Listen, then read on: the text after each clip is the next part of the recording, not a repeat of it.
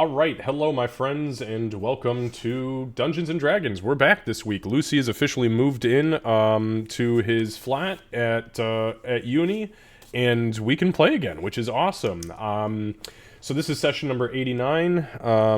We're gonna go through our regular thing here, our recap from session 88, since it's been a week and some change that we have not played, and then we're gonna dive into whatever it is that is this map. With some big scary monsters hanging out near a little blue portal thing. Okay, anyways, yeah, so we're going to go ahead and dive into this. We appreciate everybody who's here or who might be here in the future for being here. And again, we are going to just jump right into it and not even hesitate. Tonight is probably going to be full session. I would assume for the next couple of sessions are going to be full sessions, but then we may have one partial session as, unfortunately, this campaign is coming to its end. But that end will hopefully not be tonight. Wouldn't it be crazy if they had a TPK tonight and I was just like, cool, well, that finishes my campaign, huh? You guys are right there. Fucked it all up. No, I'm just kidding. So, without further ado, I'm gonna go ahead and jump into it. Give these guys the love they need and deserve, and we'll go about our business. One note is that we'll be playing obviously tonight. We'll be playing next week, but the following Sunday, if the campaign has not ended at that point, we will probably not be playing that day because we are leaving for Disney at like 7:30 in the morning on that Sunday. And while we'll be in our hotel, we start 4 days of nonstop Disney stuff immediately following that, so we're probably not gonna we're not even gonna try it. So anyways, yeah, here we go. Session 89.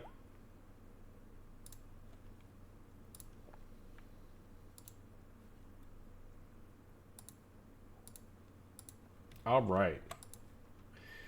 So, session 89. Let's do a quick recap from session 88. I have a lot of weird, obscure notes here,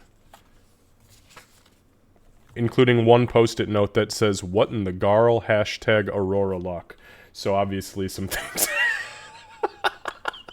What in the Garl? Hashtag Aurora Luck. Okay. So, session 88. You guys finished the combat against the river spirits and found yourselves face to face with what appeared to be some sort of djinn-like entity. However, inside the djinn, there appeared to be the outline of a mind flayer. As you guys had a conversation with this creature, which pretty much laid it out for you that it was either going to fucking kill you or it was going to help you. And as you fed it some information, it almost excitedly offered you information on this entity that you were hunting, including that it was a huge piece of shit, even back in the days of the Illithids and in the days of oh god, I don't even remember the name of the fucking place that you guys are going now. Underdark. Therentide. There we go. Yeah, well, I knew it was the Underdark. Yeah, specifically. I was looking for the... If I would have just missed the Underdark, that'd have been bad business for me. But yeah, so the Underdark going to Therentide. This entity pretty much told you that Mythiatora was a huge pain in the ass back then and is clearly much more of a pain in the ass now. But it told you that if you essentially promised to throw everything you had at it to end its existence, it, meaning the djinn, could get you like... Instead of having to cross the razor plains for 2 days, it could get you, like, pretty much right at the doorstep of this entity. And you guys were like, well, fuck yeah, I guess we'll do that. Although especially once you realized that this thing wasn't just, like, a ghostly illithid inside this djinn's body, but was actually an illithid puppeting it from the inside out. You guys were obviously a little hesitant, but after a night's rest, which it offered to allow you to take, and nothing happened, you guys were kind of like, oh shit, okay, maybe this thing wasn't trying to eat our brains in our sleep, which it wasn't, at least not that night. Any other nights, game on. Any other night, for any other reason, So, you guys rested. You guys had, there's a couple very long, very detailed, very intense conversations between the lot of you, and then there was some internal praying on Aurora's behalf, and within said prayer, Aurora managed to successfully reach out to Garl Glittergold, and although there was no direct contact as far as like what Doc might experience, there was enough contact to at least allow Aurora to realize that if she was essentially given the opportunity to pay ahead. A legend has just subscribed. Sorry, give me a second, guys. I got some subscription stuff happening. Whoever just subbed, thank you very much, by the way. Who was that? Hey, Hikari! Holy shit, Hikari! I haven't seen you in a while. Hopefully everything's going well. But thank you for being here, and thank you for that sub. And Candace, thank you for the sub too. But we're married; you don't have to do that. It's the free one. Oh, it's the free one. That's the good one. Actually, I don't think it is. I think we switched it away, but still. Anyways, okay, so Aurora spent 2 spell slots that she has consumed for today, the day that you guys are starting on, and she was gifted in turn essentially luck boons that she understands that she will be able to call upon during this next upcoming day. And that's that. I didn't actually think I knew what the spell slots did. I just knew it was a... You don't know. No. Something happened. So you don't know what they do, but you do know that they were generated from luck. I have not told you any specifics because you don't know, nor did you ask. But you did spend the spell slots, and there is what I have written as a luck boon upon you. So I will be the one to see that unfold when it happens, and there is a very specific trigger for them, so don't worry. But yes, there is a level 1 and a level 2 spell slot, I believe is what you spent. Yep. Okay. And I just double checked that they are, in fact, removed successfully and all of that. Perfect. And I'm just hoping that great Grandpappy isn't so mad at me for praying that a counteracts it. Yeah, So, we'll see. All right, so yeah, so that was kind of like the end of the session, outside of you guys going through the gate to Therentide, and you were brought into this little sub-realm here that you are currently standing in with these 2 large creatures that appear to be elemental in nature. They appear to almost be like a mixture between sludge and dust, kind of spinning around themselves. They have not noticed you yet. I was very particular. It was funny. I went back and watched last session, and at the end, I think I said like 9 times that you have not been noticed yet to kind of try to drill it into you that you've not been seen. But, it is what it is. So, you have not been seen yet. This is where you are. What you see is what you get. Yeah, welcome to the Underdark. Any questions, comments, or clarifications on my end? Yeah, I'd like to clarify. Have we been noticed yet? Go back and watch last session. I think I mentioned it once or twice. Okay, so with that being said, we'll just do a quick XP recap. I'm pretty sure that the XP situation is going to be moot for the remainder of the campaign unless something really crazy happens, because in order to get to level 11, you guys need 85,000. Yeah, and you'll see where we're at here. So session 88, you guys had 1,725 XP for combat and 1,500 XP for RP. It was a pretty heavy session. So that leaves Gray at 68,849. Aurora at 68,278. Excuse me, 287. And the remaining 2 party members at 70,917. Today is Jury, the 17th. The 17th of Jury at 9 a.m. It is a Sunday. I'm sorry. I know you said the XP probably doesn't make much difference, but what was mine again? Yeah, so Aurora, yours is 68,287. Thank you.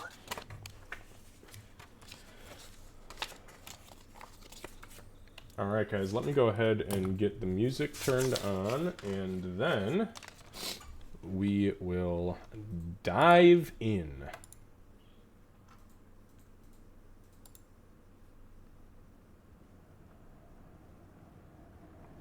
So, you step through the gate, and as the gate manifests as smoke and shadow, it kind of like writhes up and around you, and then collapses down around you. You find yourself in quite literally a different plane of existence than where you had just been. And this is recognizable just in its appearance as the Underdark. The sky is a sea of blackness. As far as your eyes can see, out around you is a sea of blackness. And to the south, behind you, is a long, flat plain, as if you were standing in the Midwest and looking out at an empty, farmer's field, except it is not empty.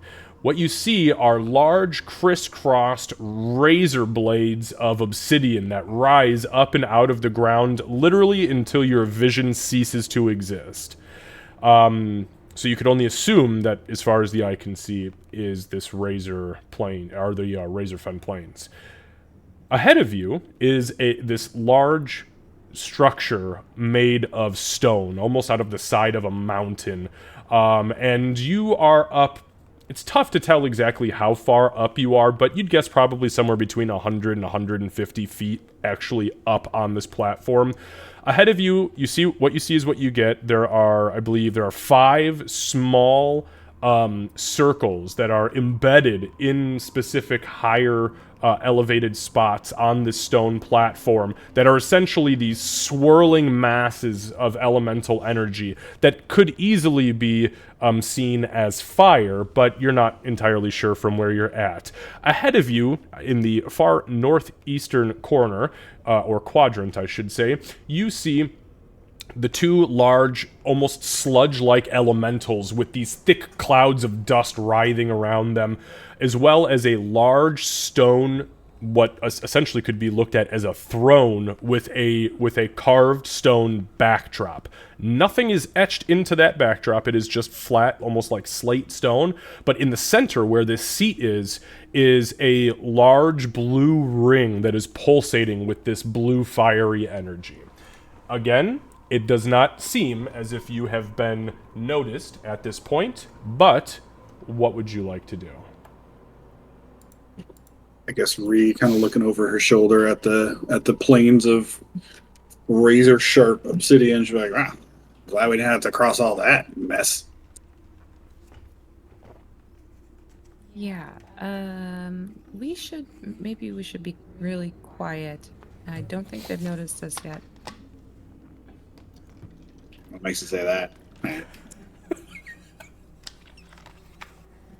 Oh, I gotta update my headphones in my character. Oh, yeah. Since we're at that point, by the way, could you guys just... Kevin, I appreciate you saying that. Can you guys just all take a look at your tokens and tell me if there's anything that needs to be altered?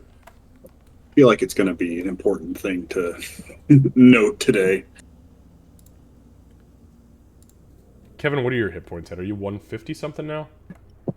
128. Oh, it is 120. It's a correct number, but it was just... it looks like I had taken some damage at some point, but I'm fresh. Okay, and your AC is still 16? Correct.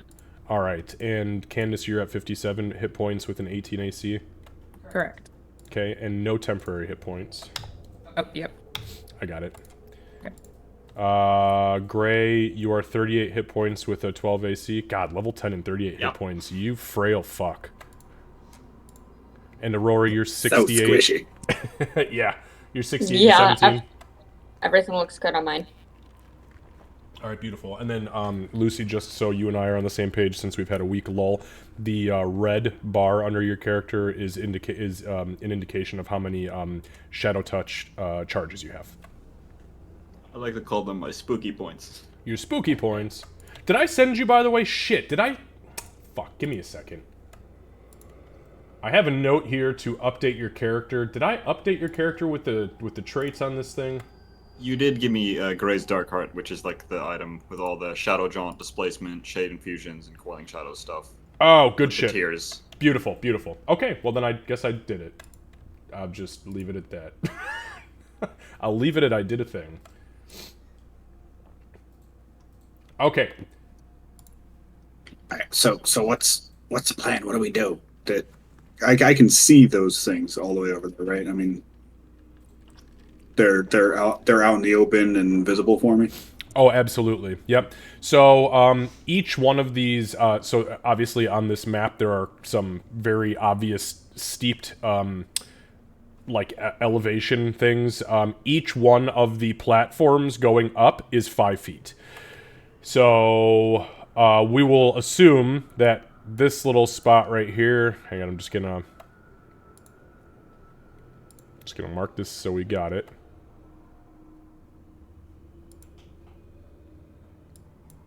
So this layer, this one all the way around is what I would consider base ground. So then this one would be 5 feet up. This one over here would be 10. This one over here would be 15. I'll get some actual real numbers on there so it doesn't look like a toddler did that, but just so you guys, just in case you're asking.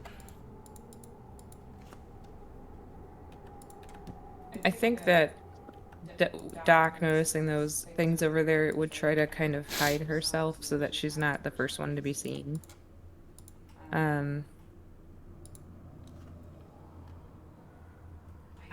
don't know if things are gonna be friendly, so Oh, yeah, no, they're not. They definitely don't look very nice. neither did the other guy. Aurora, who That's fair. kind of like squints in their direction a little bit and see if we can get a little closer. I can probably get some more insight about them, but How much can't closer? quite go from here. How close do you need to be? That's a good question. I've never really For a tried to measure. For a second, I thought that was the green. I thought you were like pinging. I thought somebody was pinging like how close I need to be. Like, oh, so you mean like next to them? Got it. I mean, I could do on a. If every step was 5 feet, I would say, but I don't know. A little bit closer. I Not clear. don't know. I just need to be able to see them better, and they're kind of hard to see right now. I believe we do. You got your all do have goggles? I suppose we all have a potion of invisibility if that's necessary. You know, that seems like not a bad idea. Yeah. He's not strong, but he is smart. Well, Well, alright. Okay, that's actually a pretty Wise? fair point. I am He's voice. cute, and I think that's all I can give him. That's all that matters. Yeah, I also don't actually have my own potion of invisibility, but that doesn't really matter. You can do it anyway, can't you? Yeah, I can cast invisibility. I think that's why you sold yours. Okay, yeah, I like that idea. We'll drink. We'll drink on 3. Hang and on, then what? hang on. What? How we need a plan first, so we don't just invisibly scatter. Oh, I 'Cause thought that's that going was to be the a plan. problem. Yeah, I feel like as soon as those potions get quaffed, people are going to start running directions. Yeah, or we could pick a direction. So, probably toward the direction we need to go. But I think we should still try to hide because if they're able to see past invisibility, Oh, remember the one that shall not be named, doesn't care if we're visible or not. We'll be able to tell just through the stone. well, and also remember that just because you're invisible, it doesn't mean you're quiet. So, walk quietly too. Do we know what I these say, I don't fiery like things are? Yeah, I don't like those templates going down. Yeah, so as you guys are talking, there is a quiet but audible as a very tiny black spiral gas begins to spring into existence. It fills up this 30-foot cube of area, and inside you can see these crackling little beams of purple and red energy. It only happens for about 10 seconds. And then it kind of evaporates. I don't like that. What the fuck was that? I don't know, but I'm really glad we didn't run ahead immediately. Aurora, make a history check for me. I was gonna ask if there was some kind of sign or indication before that happened in that area. Make an investigation check. I was really hoping you were gonna say perception, but I'll do that too. No, you've perceived what happened already. You know, at some point, I'm going to make a book smart character in one of your campaigns. You know what's so funny? Every campaign I have, nobody plays like a character that's above intelligence 12, 13, 14. I want somebody who's playing like the fucking crazy book smart wizard who knows everything, because there's a lot of lore that I'd constantly look at my pages worth of content and go, well, at least I wrote it. Your next campaign, I'm playing a wizard. We'll all be wizards. How about that? Oh God, help me. Or familiars. I'll That'd be kinda a bunch cool, of book actually. smart nerds. Yeah, I have to play a familiar, so I'll be a familiar wizard. that's right. I forgot you are gonna play familiar, aren't you? That's fucking awesome. Campaign premise: wizard book club that went horribly wrong. Oh hell yeah. Yes. That sounds awesome. You got the one, like the really big beefy wizard who decided that he wasn't gonna dump stat strength, but it's like 17 and he's like 13, so he's actually like the dumbest in the party. Okay. It's like that dude from Nerds. Nerds. Oh my god. He's strong. Okay, so 7 history, definitely not, but Gray, a 16 investigation. So the only indication right before that happened was that there was kind of like a soft, almost like a kettle that is just getting to the point where it's about to boil, almost like a right before the whistle, kind of like that hot steam sound, and then it spiraled into existence. There was no audible sound outside of that. There was just the crackling of this energy inside, and then it just kind of faded. Before it, I guess it went crazy with the storm. I heard some kind of whistle, as if a kettle was kind of overboiling. Weird question, but from where that showed up or from the creatures? From where it showed up. Okay. So I think that's just gonna happen. Yeah, we should probably get moving. Let's go. Okay. So are we Let's- drinking the potions? Yeah, we should drink the potions, but Yeah. we should go north maybe and try stay hidden behind things. That was a and different symbol. sneak. These temples are getting concerning. That first one was concerning. Yeah, when you start seeing cogwheels, though, it's like, welcome to Mechanus, assholes. Alright, so just chug a potion and go north. Is that what we're doing? What about this? There's the up here, and she points to this next level. That goes a lot of the way over to them. There's that little part where it kind of drops down. If we go there, that'll keep us mostly in the same page or same direction. Like hug right, and then go towards that little dip over that hole in the ground. This is gonna go terribly. I'm sorry, can you ping that? I don't know why I'm whispering out of character. I'm sorry. Because we have a DM that will absolutely call us on it if we don't whisper. Yep. No, like. Are you No, talking we about just- right before that little fiery swirly dude? Point in the direction, like, and Doc will here? point. Is this what you're talking about? Yeah, I mean, we can do the long way. If we go between the fiery, swirly things and then head over towards that little down point there, that'll at least get us on the same way, or on the same. That kind of works perfectly. I wanted to see what the hell these things are. Anyway. Can you do your thing from up here? Yeah, I just need to be able to see them a little bit better. Do you have your goggles on? Put your goggles on. Hey, how dark is it in here? Okay, what was that? Was that a thing? Oh shit! I think we gotta go. No. Suddenly, there is a burst as you hear this. Oh almost as if it is bubbles popping in an ancient mastodon tar pit, and the entire surface of this area immediately becomes saturated from the ground up as if it bubbled out. I'm talking walls, ceilings, floors. Becomes completely covered in this mossy sludge.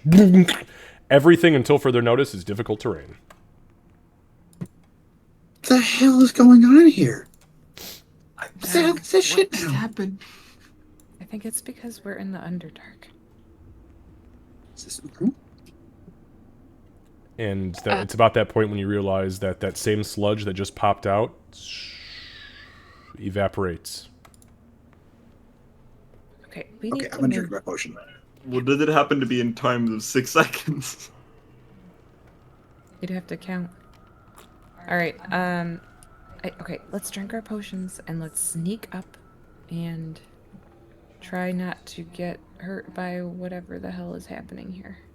Drink the potions. We can meet over between the two fiery, swirly things and then discuss quietly. All right, Got give it. me a second. My Drinking. spellcasting's a bit louder than drinking a potion. Well, here, have a potion. And I just shove one of the two invisibility potions that I'm holding towards Lucy. Who's that? Bree drinks her potion and makes her way. Oh god. Yeah, Doc's gonna drink her potion as well. Okay, so everybody drinks their invisibility potion. And Take the one from Aurora. Yeah, I'll take it. Cool. Doc Then I'm is going to do it. very particularly tiptoeing as she starts to move. And just for future reference, Ree's gonna hold on to her potion of giant, or not giant, but growth in one of her hands as she goes. Okay. I'm sorry, I can't remember, but Aurora, did I give you the ruby we found last time that was emitting heat? Yes. Okay, cool. I forgot to take it out of my inventory. I just want to make sure. You fucking cheater. Can I see my hands? So you... Do you see your hands? Can I, if I blink, does it look like I blink? Can I see? does my eyelids cover my eyeball? Oh my god. God, you're asking some really, like, existential questions. This is, like, existential magic level questions. So here's what I would say. These are all the things that are like racing through Ree's mind right before she drinks the potion. And as you chug, you watch everybody else around you just fizzle out of existence. Just... and you look down, and you can see your own hands. And you blink, and you look around, you close your eyes. You cannot see through your own eyelids. Oh, thank God. And although you can't see where everybody else is, you can definitely smell them. Because y'all nasty as fuck. I'm sure everybody can smell me. Oh, My yeah. Aurora's going to start moving because she wants to get close enough to be able to use Hunter's Sense, which is just 60 feet. So Okay. she's going to try and I scramble. will tell you guys this. If you are invisible, there's absolutely no fucking way I'm going to be able to actually see you guys with these creatures. So you just do what you got to do. You tell me where you're going, move your tokens, and we'll kind of go from there. Aurora, if there's a specific spot you need to get to, you can go. Fucking Gray just is like, well, I just step in the fire circle and see what happens. Well, no, I want to inspect. So about that invisibility. Okay. Okay, I have more. I know. That's close. I have to do, I think, one more, but I'm pausing so that I can study them both. Okay. Give me one moment.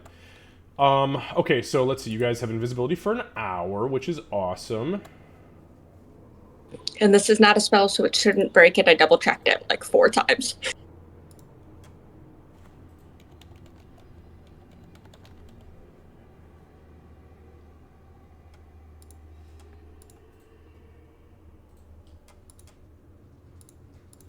Okay.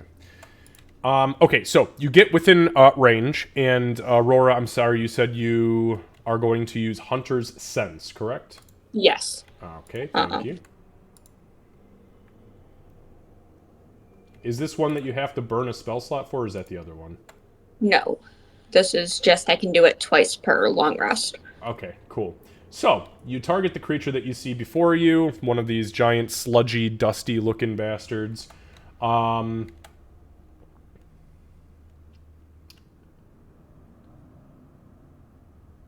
Okay, so, sorry, I was just looking at the specifics of the information you got. So here's the information you get from them.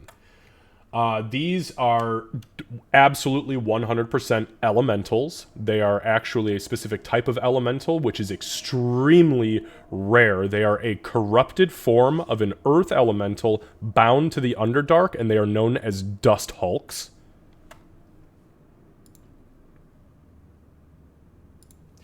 They are immune to poison. They are immune to being exhausted, grappled, paralyzed, petrified, poisoned, and restrained. And that is all you know. That is what your senses, that is what you glean from your hunter's sense. Okay. Hate that I didn't get any obvious vulnerabilities. That means they're going to be miserable. But she's You going got to... all of their vulnerabilities with that description. Yeah. Yeah. Well, they're vulnerable to Ree. So she's Everything going to... is vulnerable to fucking Ree. Even things that I also have resistance on, I'm like, if Ree fights it long enough, she will outlast them. So I'm fucked either way. Yep. So Aurora's going to... Hank's gonna tank. Yeah. And now I'm having flashbacks to character creation when Kevin's like, just hear me out. I want to play a barbarian. Okay, cool. But she's a goblin. Oh, even cooler. But she was going to be a bear barbarian. Cool. But she's going to be kind of like a dire rat barbarian. I was like, oh my god, you're gross. Nasty little rat shit. Yeah. Okay. Sorry. Go ahead, Kat. No, that's just... I'm picturing the first Sunless Citadel pseudo-rat transformation from Rey. Aurora's going to pause to kind of like stare towards them, get that information, then start heading towards where they had said they were going to meet. And I picture the kind of comedy of errors with the invisible party group where she half runs into Doc, not realizing Doc would be right there. So you kind of like bump into her from the back, and like you kind of pretty knew much. she was there, but not really. And there's this awkward like, oh, sorry. Oh, it's you. Okay, never mind. Yeah, and the discovering that both of them have Midwest apologies ingrained in them somehow. Oh, Oh, sorry. let me scooch past Sorry. you. Excuse me. Oh, All right, so Gray, you as you approach this circle, what is it exactly you're trying to do? I mean, so I will tell you this: it does not give off heat. As you are standing almost immediately next to it, it actually looks like it is a swirling vortex of sand and dust and like little bits and pieces of whatever this stone you're standing on is. Okay, then I guess I want to try and figure out what it is. Is it some kind of magical field or? Okay, make an Arcana check. Yeah.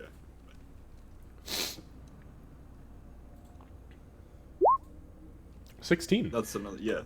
So, you look at the base of this thing, and because typically there's always arcane or divine or natural runes written into magical entities and objects, and sure as shit, at the very base of this, in the center of where the vortex is, there's a tiny inner ring of arcane runes. And as you begin to read the runes, you are capable of translating the following words: binding and mephit and key. 3 words: binding, mephit, key.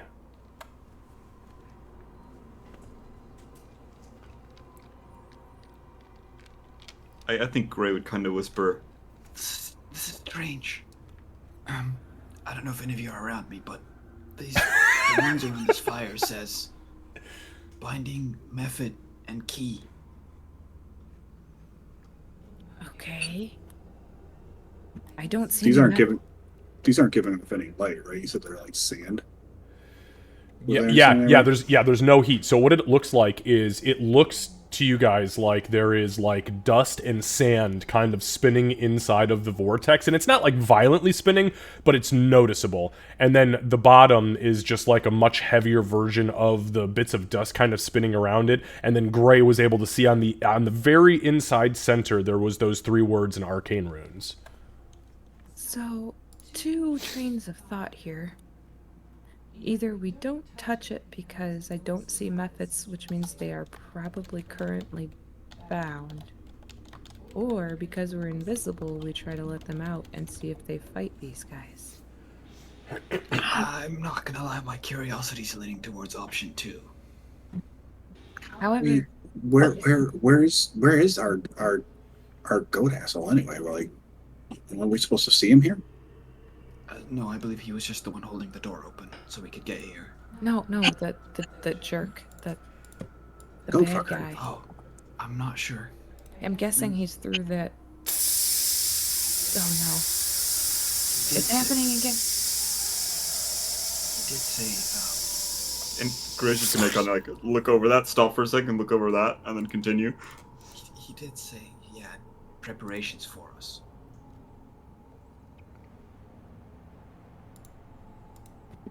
What's that mean? This might be it. Maybe this is some kind of trap, he said. Well, we What? fell into it. Let me take a look at him. Let me see if I might be able to ask the ancestors for advice. I don't know.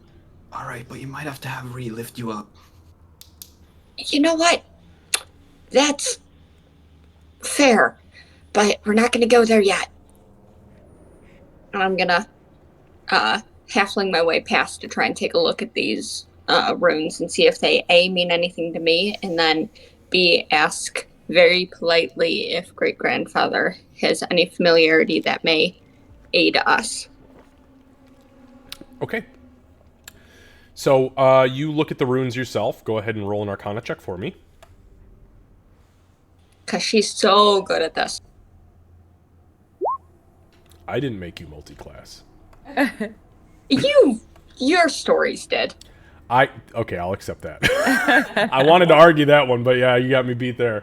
So you see the arcane runes. They're not hard to see. But you don't understand what they say. And then you begin to inwardly reflect to the ancestor.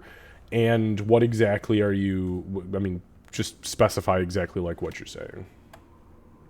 It's going to be just a very, very polite tone.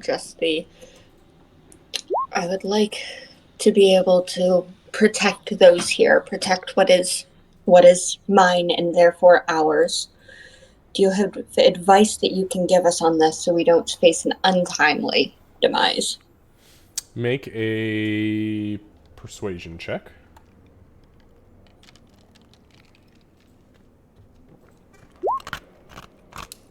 Wow. Ouch. Okay. Never mind. This is just great.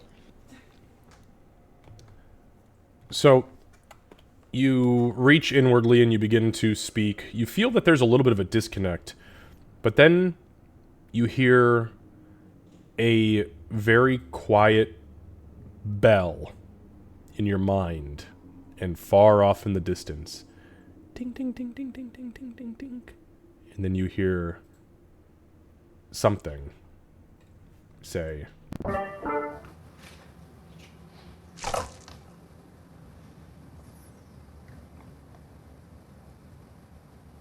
Don't worry. Maybe I can help you just a little bit. go ahead and roll again.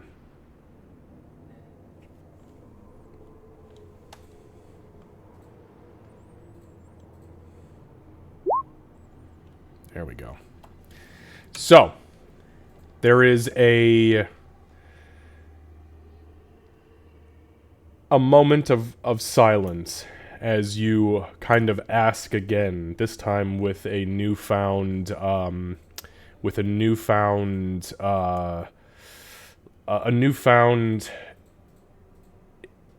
level of encouragement from some bell-chiming gnome from the great beyond.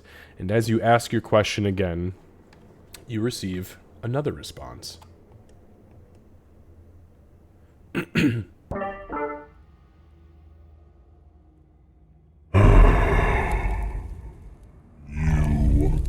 are the worst of my spawn, granddaughter.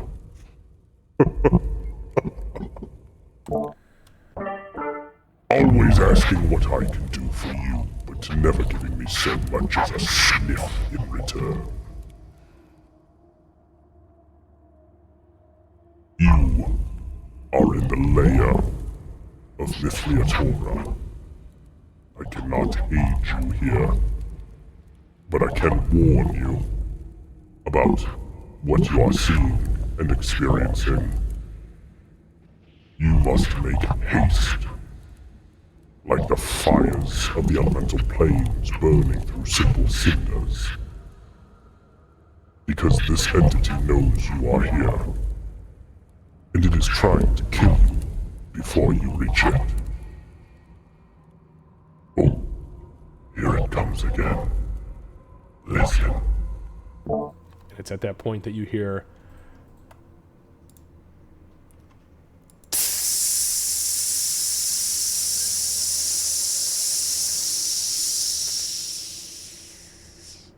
and Doc, behind you, you feel a very, very cold presence, and as you glance behind yourself, you realize that this cloud expands rapidly but stops inches from your body.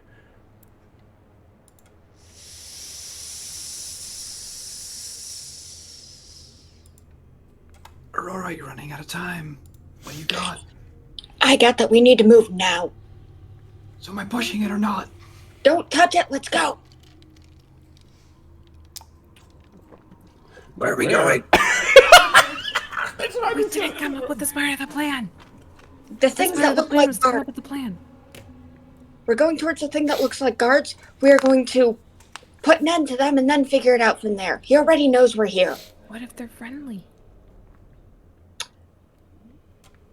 Well, they should have chosen a different profession. I could say that about all of us. Do you want to argue or do you want to get zapped by those things, that magic again? I kind of want to argue, but we can go. I personally want to touch this. And he's gonna point towards the, like, well, you can't see it, but he's gonna point towards the red fiery thing. Aurora starts moving. Okay.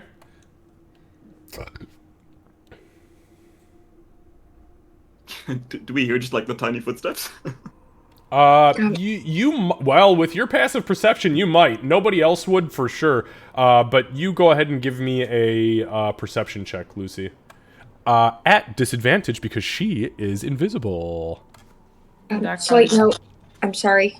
She would say thank you before she took off mentally.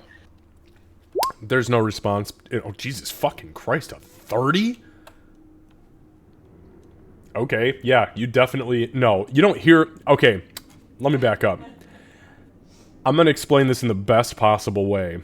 Have you all ever heard the sound of a barefoot toddler who just snagged snacks they weren't supposed to take, running across... Stop. Yeah, it is the toddler barefoot slap. And it is amplified in your poor little ears, Gray, by like 100-fold. You could swear this bitch just turned into a giant and is bounding towards these things. Oh, Aurora's moving. Okay. Oh, she is? Oh, That's adorable. shit. Anyway. It's adorable. And she's like, I got a rock. All right. So, what are you doing? Aurora, you start to move. You let me know. You tell me. And you guys, again, you appear to have... Nobody sees you. I'm going to make the one on my left my non-spell Slayer's Prey. Okay. And I'm going to... fuck. I'm going to hate everything about this situation at the moment. Do it. Nope, I'm gonna wait at the moment because of where I'm standing. I should feel the party as they go close. So I'm just gonna kind of knock an arrow and wait. Okay, how long does your regular Slayer's Prey is permanent, right? It's just however long you want to fucking have it last for, right? Because it doesn't cost anything? Yeah, okay, that's what I thought. Yep. Okay. Alright, okay, so you got this thing locked down. What is everybody else doing? Oh, sorry, technically it lasts until I finish a rest, or if I designate something else. Ain't no going to sleep here. Well, maybe. Is, Oh, any- we'll see. is anybody still here? Yeah, I am. Oh, hi. Good. Should I Back touch with it? quietly trying to sneak behind. What do you think's gonna happen if you touch it? Let's see you touch it. All right. That's literally all he needed. He's gonna touch it. He... Alright. Give me one Look, second. Gray made a promise Why to are do you what he listening to wants. I wanna know what love is, and I want you to show me. Oh god, he touched the arcane rune! Alright, okay, so here's what we're gonna do. Give me just one moment. Listen, I made a promise to y'all that Gray's gonna do what he wants from now on, and he wanted to touch it. This is nothing. He picked up Dance Macabre, so that's coming here pretty soon. No, he did. Well, fuck, actually, I don't know if he did. I don't really check that shit. I usually just wait until Lucy's like, oh, I got this new spell, and I'm like, okay, just tell me how you're gonna fuck me this time. I didn't have that one, no. Okay, good. Alright, so here's what we're gonna do. Just to put us in turn order, again, you have not been seen at this point. I need everybody to go ahead and roll initiative for me, please. It says we already have numbers, that's weird. It doesn't. This is from the last combat, so it's just I hadn't refreshed it, so go ahead and just give me your rolls and I will punch them in. If it doesn't punch them in for me. Yeah, mine did. Perfect. Mine did not, even though I clicked on myself. Okay. Once I have everybody active... Oh, that Aurora- would be because it didn't come through. That would be why. Yeah, I was going to say, I didn't see yours. Mine didn't, but I like my old roll. You just rolled a 12, right?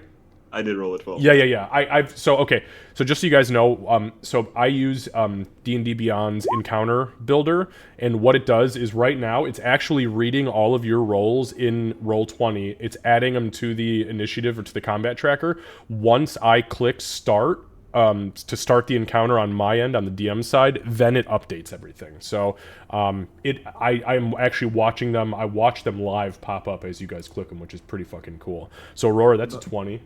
That's awesome. I might ask you at a later date to show me how that works. Absolutely. My friends have asked me to DM for them. So It is I'll start doing that. so. There we go. So I just hit start and see how everybody's updated. Yep. So yeah, it's really cool. It's only in beta right now, but I know why they're doing it. It's because they're building their own 3D platform on the back end, and they want people to beta test it. Honest to God, it works really fucking well right now. So I'm super happy with it. Anyways. Yeah, I love their encounter builder. It's so convenient. It's amazing. And the fact that they show you, they have taken the algorithm for 5th edition with, how hard encounters should be and made it so easy to understand. Now, obviously, it depends on your players and the roles, but gives you a good rough estimate. So, okay, I'm going to alter the music ever so slightly, but it doesn't mean that we are in combat. We are just in combat order. Can the song that you change it to be Damn It, Gray? Yes. No. It's clearly not my fault. I was given permission. All right. So, Why the dumbest character in the group? and that's all the permission. Look, you spent the entire campaign wooing this poor bastard. Finally, it pays off, and he listens. Maybe next you'll get to go on a date. I do owe her too, so. That is true. This is also the person who skipped a rock on the river Styx. Look, if you weren't gonna do it, I was gonna do it. So this kind of works out perfectly. It's my turn. Oh shit! Yeah, that was pretty hilarious. Yeah, the whip. I'm gonna yeet this rock across the fucking river. Awesome. Okay. So we are going to start not where the initiative actually picks up, but we're going to start where Gray is touching the rune. So Gray, what is your intention? You see the 3 runes. You see the 3 words. You see that this thing is a dust vortex. You reach into the dust vortex. I'm going to have you go ahead and make a Constitution saving throw, first and foremost. Definitely your specialty.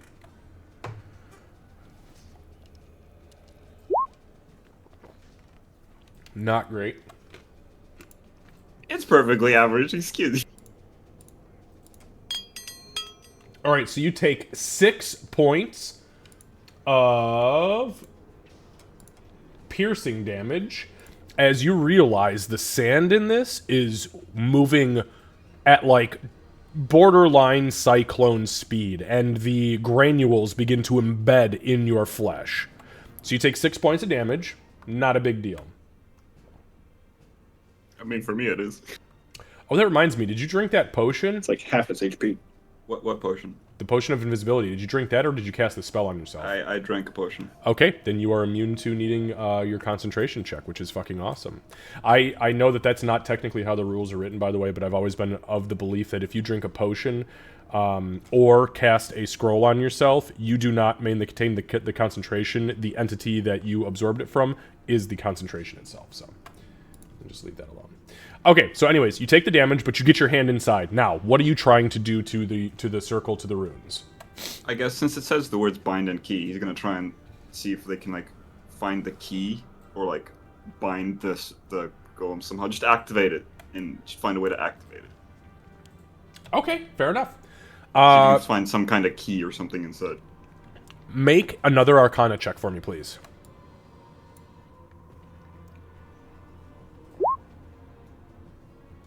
Okay. I don't like these double rolls. I want them to go away.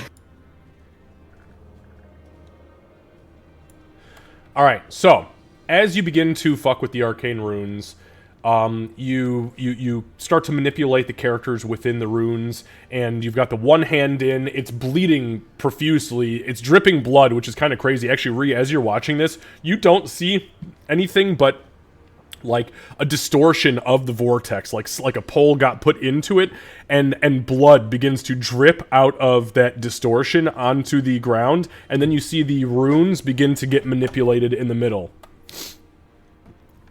Oh shit, are you bleeding? Yeah, it kind of hurts.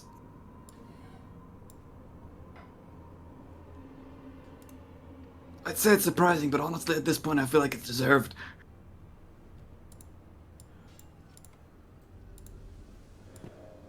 Probably fucking take your hand out of there. All right. So, as that happens, Gray, you manage to like dislodge a few of the characters in key, and as you begin to move them towards bind in hopes to do something, an entity springs into existence within this vortex, and you hear it screech. And it looks around wildly. It's got this long, hooked, jagged nose, these really pointed features from its chin all the way to its almost elf-like ears. It's got these two very large elemental, like made of dust almost, wings. And as it flaps around, you hear it say, out. Oh, actually, hang on. What languages do you speak? Celestial, Not Common, many. and Orc. Yep, not many. So it screeches a couple of times. And then the entire entity explodes. I need you and I need Ree to make a Constitution saving throw, please. It was gonna be a 16 and hit I the feel wall. nothing. God damn, Ree. So it was going to be a 15. Yes, sure. All right, so at this point, the entity, and as you guys saw it materialize, since you two are looking at it, Gray and Ree, I will allow both of you to throw a history check. We've seen Ree do weirder things. I know. I was thinking the same. Okay. Okay, maybe not reasonable. today. So these are very common entities, Gray, and you know that this creature was a mephit. It was more than likely a dust or a sand mephit. You're not sure how the manipulation of this entity functioned the way it did, but you manipulated the runes, it appeared, and then it died. And when it died, it exploded. And now the ring in front of you shimmers out of existence, and there is a pulse of energy from that blue circle near the two large dust hulks. And you are blind though until further notice. Okay, so I didn't really see the pulse of energy. That's true. Actually, you wouldn't have, but Aurora, Doc, and Ree, you would have noticed there was a bit. I mean, literally, like it was like a font of blue energy. When the circle disappeared, Gray is blind, and Gray's invisibility vanishes. Gray thinks he's still invisible because he's blind, but you guys see him materialize, and you see the two entities near that blue circle kind of begin to move. Now we are going to go into the true initiative order, but we are doing so with you guys having a surprise round. Ree, what happened? I think it pissed off the big dusty sludge motherfuckers. It's okay, they can't see me, right? It's not good. No. Oh no, you're super visible now. Oh, fantastic. Ree would like to chug her Go. potion of growth. Papa Cookie. She's like, bloop. Oh, she big as Did I shear Papa Gucky? Literally. Cookie. Yes, I you heard did. Papa Cookie. I like it when you call me Big Pot. A pot. Eddie's playing Minecraft right now, right next to me. Oh, nice. Oh man, I'm huge. Okay. Oh, Hey, thick. I got it for Thick days. are you? How Oh, thick are you? Wow. 3 C's. Oh, That the sounds like- wholesome, Extra the wholesomeness. thick. Yeah, man, damn, she thick. All right, so you chug the potion, and Is as it you just do me? so, in your invisible state, you. I mean, you are an absolute monstrosity. Oh wait, no, you don't get that big, do you? You only become medium. You only drank 1 potion, didn't you? I only drink 1 potion, so that makes. Okay. Wait, I didn't have 2. You could no, only have you did. You had 2 before, but you've drank them individually. Right.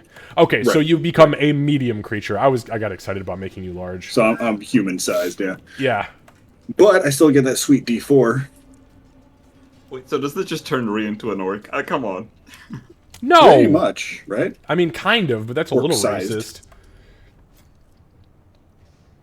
Goblins are just, or orcs are just big goblins. I Pretty agree. Okay, and then Ree is going to So, Ree, because make her you, way. just so you know, because I'm you sorry? had, I was just going to say, because you had that in your hand already, that was only a bonus action for you. Oh, awesome. Okay, then yeah, she'll just kind of like toss the jar into oblivion there and take out her her hammer, and then make her way there-ish to kind of block whatever is coming at this point. Understood. So if that was a bonus action, she cannot rage yet. So she'll just have to wait until something gets into whacking distance. Ooh, So, actually, I will cute. give you this. If you would rather have had that be an action for the sake of action economy, I will allow you to rage and utilize that as your bonus action. If she wanted to take her time because she knew it was going to only take her a second to freak out, but I don't want you to lose it if you don't take any damage because you are still invisible. that's kind of what I was expecting. Okay. To not need it for like another round or so. Okay. So yeah, just however it happened is fine. Yeah. Okay, perfect. Okay, so let's move to Aurora. Aurora, hello, Aurora. Oh, they got real antsy all of a sudden. I don't know. The Gray's visible, That's kind of looking, but I am still going to attempt to murder. Yeah, they both actively. I mean, like as soon as he became visible, which obviously you couldn't see, they both immediately turned and began to make noise and are now lumbering that direction. So, 14. Okay, actually, hang on. I gotta actually click on these fucking. I gotta click on these characters. Obviously, that's with the sharpshooter, which I might as well try and be using. So sharpshooter is plus 10. No, it's so sharpshooter is -5 to hit, plus 10 damage. Yeah. So I'm at a +5 to hit. I rolled a 9 on the die. If Yep. this successful hits, I'm going to re-roll the 1 for my Slayer's Prey using my Piercer Feet. Understood. So, it does not hit. However, as you fire the arrow, you hear in your mind a bell somewhere in the distance. Ding, ding, ding, ding, ding, ding, ding, ding, ding, ding, ding, ding, ding, ding, ding. And then you hear a voice in your own mind. Try again. Roll again. Okay, I will follow the god's advice and try again. Let's do some murdering. In the name of luck. And there it is. There's that 20. There's that 20. I am still gonna re-roll that one. Hell yeah. for- Yeah. Absolutely. So that's 20 plus this d6 for damage. Beautiful. 25 So points of 25. damage. And then I will fire my second arrow. So you fire the first arrow, and as it kind of like lazily lobs over this little crag here in the hole into the Shadowfell, or excuse me, into the Underdark. Jesus, wrong plane. The arrow, as it's hitting its downward trajectory, suddenly it literally, almost as if an updraft hit it from below, the arrow flies upwards and catches this thing in the throat. It coughs, and this burst of tar spits out of it, and it is officially bloodied. Cool, let's see if we can do it again. Thank you, Carl.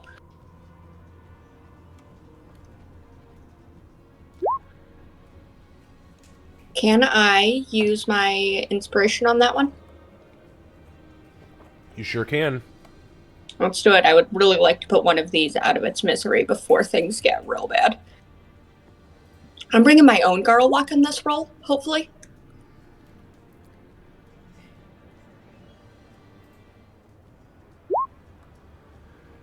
So again, you fire, and there is a downward trajectory that's going to put it just out of reach of this thing, and then there is a secondary updraft. And as the updraft hits, it catches this thing in like the lower portion of the tail. It doesn't hurt it as bad as it did the first time, but it definitely punches through it. And that's 16 damage total, yeah?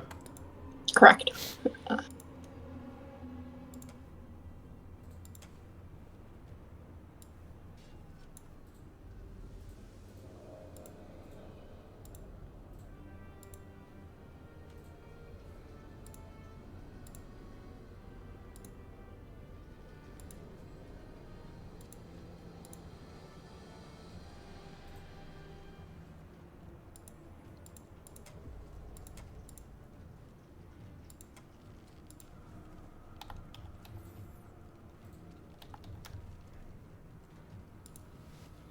And then, All right. knowing I'm invisible, I'm going to move to try and get a little bit of cover. All right. Yeah, it's not doing good. It is definitely, it is looking very, very hurt right now. All right, that brings us to Doc. Yeah, so Doc's gonna see Aurora shoot and run. And she's going to attempt to kind of back her up on that. But she's just gonna use Sacred Flame Okay. for the moment. So it's a Dex 14 DC. Nope, go ahead and roll some damage. I rolled a 6. Oh. So the burst of holy energy swirls down around it for 7 points of radiant. Sorry, I moved her. You're probably trying to take that thing off. No. Okay. Nope, I was dealing the damage to myself first. I figured, Okay, okay. I figured I would do me before I do you. Yeah. Giggity. Threw me off there. So she then is backing off and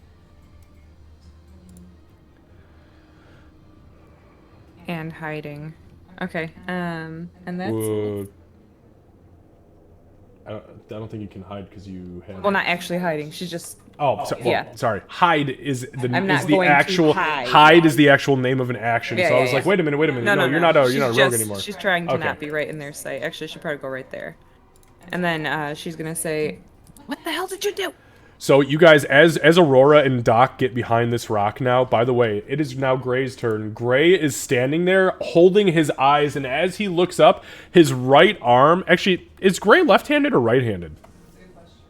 I'd like to think he's left-handed. I thought so, too. Just to be extra special. Yeah, so he's left-handed. So he's holding his face, and his left arm from, like, the tip of his fingers all the way down to his elbow, it has got, like, thousands of, like, micro tears in his flesh, and it's, like, bleeding out of his arm. But with that being said, he's grabbing at his eyes, and as he looks at you guys, you can see his eyes. It looks like somebody threw a handful of sand in his eyes. He can't see shit. Pocket sand. Pocket sand! Doc, is that you? I can't see. All right. Gray, what are you doing? It is your turn. What's happening? I think there was another fire this way, and he's just gonna, like, I'm gonna roll a d8 to see which direction he goes, starting from God. one in front of him. Oh, God. Oh, if you roll a 1, 2, 3, 4. Oh, no! All right, you said it. I didn't say it. That was not a DM call. I need you to give me a dexterity saving throw, because 4 is this direction. Come on, man. Oh no. Yes, it is. Wow. Wow. Are you fucking serious? Lucy, are you kidding me? You're just gonna call some shit out like that and be like, go DM, go? Listen, I created this bed, I'm gonna lay in it. Man, this is exactly how I killed one of my characters. In my DM. I can't even do anything. Oh, it's All been right, fun. let me figure something out here. Let me go to. I have to look something up now. Hang on. I mean, if I sense I'm falling, can I That was shadow your- jaunt? Is it possible? What does Shadow Jaunt say?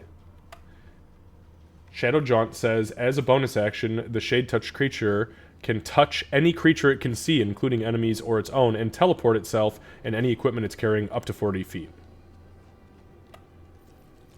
C being the problem. Yeah, that's what I'm saying. No. I wrote it all very specifically. The verbiage matches the game. You know, we joked Give me about a it second. Give me a today. second. Give me a second. Give me a second. Give me a second. Let me see if I can help bail you out. You had to roll a fucking 4. Wait, I said but 1 is in front of me. Wouldn't 4 be, like, here? Well, 1... Hold on, no. No, because you were facing... So you're facing forward. Your character... Look at your character model. Zoom in on your character. Your character... So you couldn't have been Okay, so... You could not have been facing this way and have touched something on the rock that was there. So there's no way that that was possible. Period. End of story. Right? So 1 would have been directly in front of your model, meaning true north. Would have been 1, 2, 3, 4. Oh, we were going opposite directions. Yeah. How are we going opposite directions? We're not driving on the I- roads in fucking the UK, bud. No, I did clockwise, so it's like... I mean, counterclockwise. I did it this way. That's the way I was imagining. But you're right. If we do it that way, it would be fine. What the fuck direction do you guys go in Africa? Wait, hold on. Let me ask you a question. What way does the toilet spin when you flush? They're below the equator, aren't you? Does it? No, I mean, I'm asking seriously though, because this might be a cultural. I don't really pay attention, but normally I go like leftwise to do things. Holy shit! So clockwise for you is so you guys watch your clock go to the left? No, it goes the right way around. It's just I don't know. In my head, I had it counterclockwise.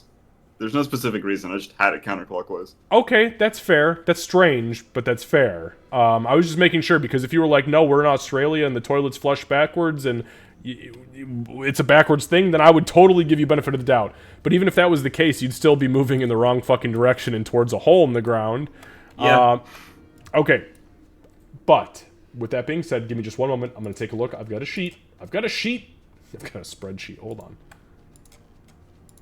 So I'm falling down this hole. No, you're still falling down this hole. Because we determined your toilet flushes the right way. You're above the equator. You're on the northern hemisphere.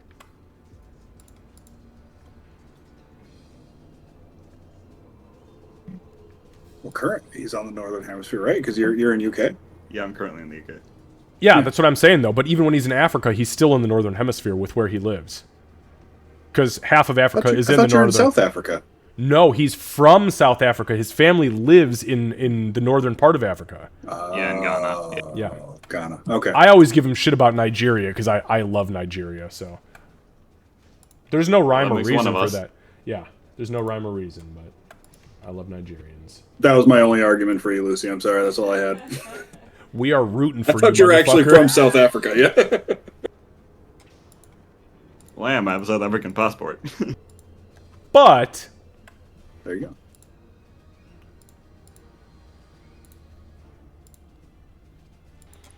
You know, Lucy, if you were just going to walk off a cliff in the first half of the game, you could have told us 2 weeks ago. Like, if you were really that sick of this group. okay, so here's what I'm gonna do. Remember how I mentioned the different tiers of this map's layers? So I have just zoomed in, and I have determined that below where Lucy is at, there is a 10-foot drop to the nearest, and I'm gonna move your character right there. There is a 10-foot drop. If you zoom way the fucking, I'm at 191% right now on mine. There is a tier that is 10 feet below you. Then if you go over, there is one that is 15, and then there is one that is 25. So, Gray, with your failed dexterity saving throw, you have... You're going to hit every single one of those. You're going to hit him on the way down, and if you still fall into oblivion, then fuck you. I've done what I can. So, you fell 10 feet. You failed your dexterity saving throw. You take 6 points of falling damage. I'm gonna end up killing myself at this rate. But you are now lying on this rock. And you have not fallen into oblivion yet. Give me one moment. Okay. So, you step off. You guys see Gray. Ah! Oh! You hear him hit something. Gray, that was your part of your movement. You're not sure where you're at, but you can feel a breeze from below, and it's cold and dark. And your eyes are still on fire, and so is your left arm. What do you do? Not Yes, literally on fire, it's just burning. I'll try and feel around, and because I know that there's a breeze come down, I'd feel on the ground to see how much ground I have left. Oh 'cause I no, just fell. yeah, there's no ground. I mean, it's like you're like sitting. It's like this thing is like a sawhorse that you're kind of straddling.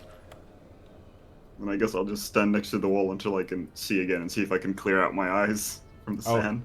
Okay, so go ahead. So if you're going to end your turn, go ahead and make another Constitution saving throw, please.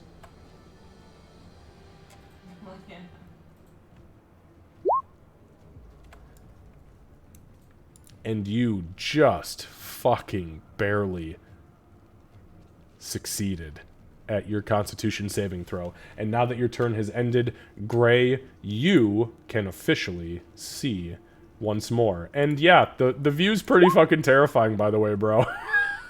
It's pretty scary. Yeah, you're like, you look up and you are 10 feet above where you should have been. It's not great now. So, okay, so here's what we're gonna do. Back at the top of the initiative order. However, some would think that it's Ree's turn.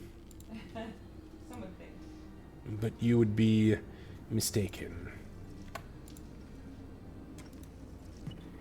Would it be a legendary or a layer action? It would be a layer action.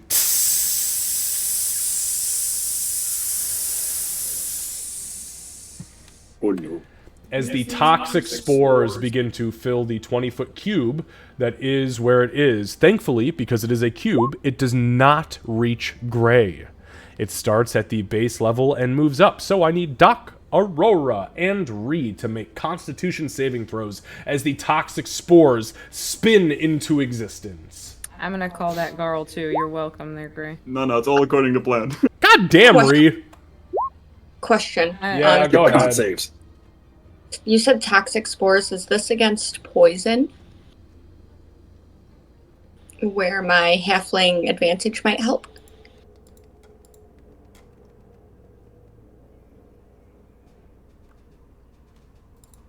Yep, 100%. Hey, first time that's come into play in a non-Firebelly situation. That's what you get for being an alcoholic. You know, that's what I get for traveling with a Ree. That's what you Also get for... don't like- Yeah, and she says, wait a minute, no, that's what I get for traveling with an alcoholic. Hey, this bitch is functional, okay? So just accept it. All right. I'm functional. It's Okay. true. It's true. It is true. It Could I do use be it? true, though. What? Could Doc use her reaction to cast guidance on Aurora? Not knowing if she's passing or not, that would be my gut reaction. You can, yeah. It's a reaction, and it's versus saving throws, so sure. D4. All right, so there, as these spores begin to fill the air, and you see everybody begins to cough and sputter instinctually, regardless of if it phases you or not. There is this burst of golden light from the nugget to you, Aurora. And Aurora, you hear in the distance, but only in your mind, the chiming of a little jingly bell. Ding, ding, ding, ding, ding, ding, ding, ding, ding. And that is a 17 for Aurora. All right, so Aurora saves. Reed definitely saves. Doc, you also save. Oh, I thought it wasn't gonna be. I was Yep. like, oh, it's self-sacrificial. How nice of Doc. Okay, well, still nice. And none of you feel any ill effects to these spores. And as fast as they came, they evaporate. All right, to the top of the round, Ree. I'm actually kind of surprised none of them came lumbering this way. They couldn't. You guys had a surprise round on them. That was your guys' surprise round. That was a surprise round. Yep. Okay. I'm still invisible. Yeah. Yeah. Shit. All right. Well, since I got another moment here, what would it take to retrieve another potion? No, I'm not gonna do it now. So, I'm not yeah, I was do going to, it. just Never- for record, though, retrieving a potion is only your environmental action, and then chugging it from an environmental Is an action. Yep. Right. Oh, okay.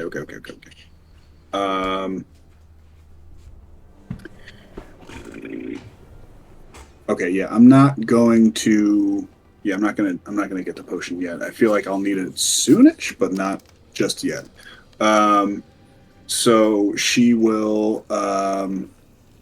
She'll rage and prepare an attack for when something gets into melee. Well, when one of.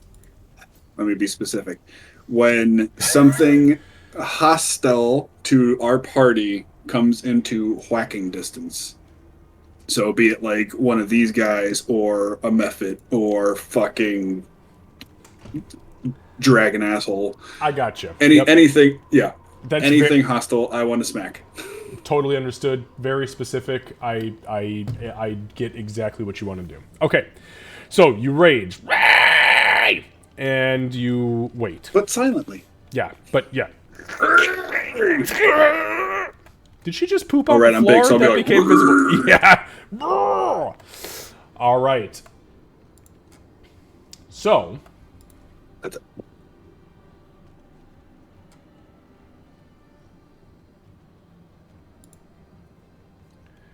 So this guy is going to fly. Fucking fly. So he flies here, but that does trigger your reaction as he is very actively moving towards the two or three that you can is he, see. Oh, he's actually large, so he takes up 10 instead of... He does, yeah. Yeah, he's a 10-foot block. Okay. Yeah, I'll take a whack. And this ends my Invisibility. right? Because it's not greater. Correct. Okay. But you're still big, and you're still angry. And those are the two best things about Ree. Big and angry.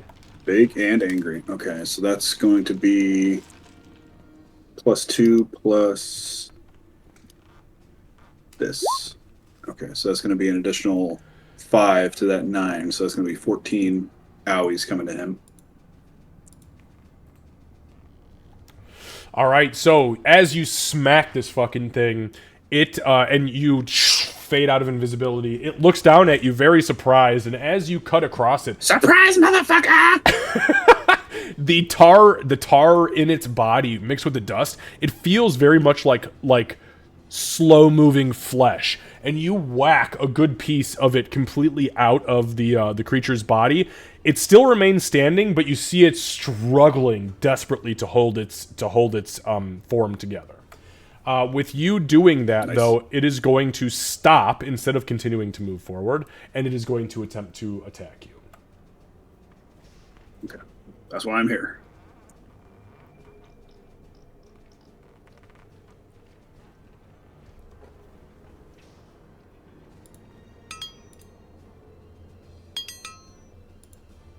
So it's going to attempt to slam attack you 3 times. Oh, I'm glad you raged. Actually, it's going to move down 1 more. Because of the way its body works, it is actually going to stop, and you are now in its body, or in its vortex. Ew. Oh, yeah. Get out of it. I'm inside you, Elemental. No. Okay, so that is... Alright, so that is a 16, a 24, and a 22. But... Yeah, all of them hit except a 22. Okay. That's not how AC works. Yeah, wouldn't it be awesome, though? Okay, so this is all bludgeoning damage. Okay, I'm resistant to that. Yep, I'm going to give it to you all in one shot. So that is 43 points of bludgeoning damage reduced to 21. God damn, that would have killed Gray. Yes. You Yeah, that it like would have. that's Yep. some dramatic thing. Like a slight breeze would kill Gray, let's be real. So you guys all see this thing is desperately trying to keep itself together. But as it is in Ree's space, it is like lifting her, even in her medium form, up and off the ground and just pulverizing the absolute shit out of her. It is relentless in its assault. But that's where its turn ends. I got it right where I want it, guys. Oh, the voice. Oh, she big as shit. Is Ree big again? So swole. So swole. All right. Let's see. 5, 10, 15, 20, 25, 30. Okay, so this one's going to move here. What is that ability called? Whelm? What's that? When like when an elemental kind of like Yeah. Oh, gets yeah. in your. It's called Whelm. So right? that's for water-based elementals. For air form elementals, it just has an ability called air form, where it can stop with an entity inside of its block, regardless of whether it's small, medium, large, or whatever. You just have to be one size smaller than it. And since it's large and you're medium, it's perfect. But yeah, Whelm is water elementals. Actually, in our first campaign, we had one of our fighter, or no, I think the paladin almost got murdered by a water elemental who just was like, yeah, I'm just gonna pull you into my body, and he was like, oh fuck, I can't breathe, can I? Yeah, I'm drowning, cool. And get drowned, yeah. Alright, so it is going to dash, because it cannot do anything else. 5, 10, 15, 20, 25. It's gonna dash right past you. So, Gray, you look up, and this entity moves right over the top of you. It does not come down. It is not in your space, but it's pretty fucking close. And that's where it's going to end its turn. Aurora. Yeah, dislike. I am going to... Okay. Aurora obviously can see the situation better than I can. Does it look like if I were to shoot this, elemental, the one that's currently engulfing Ree, that I am likely to hit Ree? I ask this also knowing that I ignore partial and 3/4 cover. So you are currently standing behind a rock that is 10 feet high, and you are about 3 feet tall, so you can't see shit. Well, I mean, I can step out and then If you want to spend movement to step out and evaluate the situation, then sure. Okay, so you step out, you see what is obviously directly before you, You can see that this entity is 100% engulfing, for lack of a better term, Ree's space. And if you fire and don't hit it, there is a possibility that you're probably going to puncture Ree instead, but you feel like you might be able to aim high and not really have that big of an issue. Ree can take it. Yeah, I'm not worried about retaking you. I'm worried about Doc being disappointed in me afterwards. That's so much worse. Oh no. So the other thing I'll tell you is that this isn't so much of a Ree-has cover because this thing is taking up her space. This is more of a, if you miss, this thing is also within said space and you might hit friend. You know, the same shit you've been doing since day fucking 1, Aurora. Yeah, and you know what? I'm getting tired of having the girlfriend mad at me. So Yeah. I'm going to take my bonus action to move Slayer's Prey over to the other one. Am I going to? So I am in melee range with this thing, right? You are. At the moment? Yep. Okay.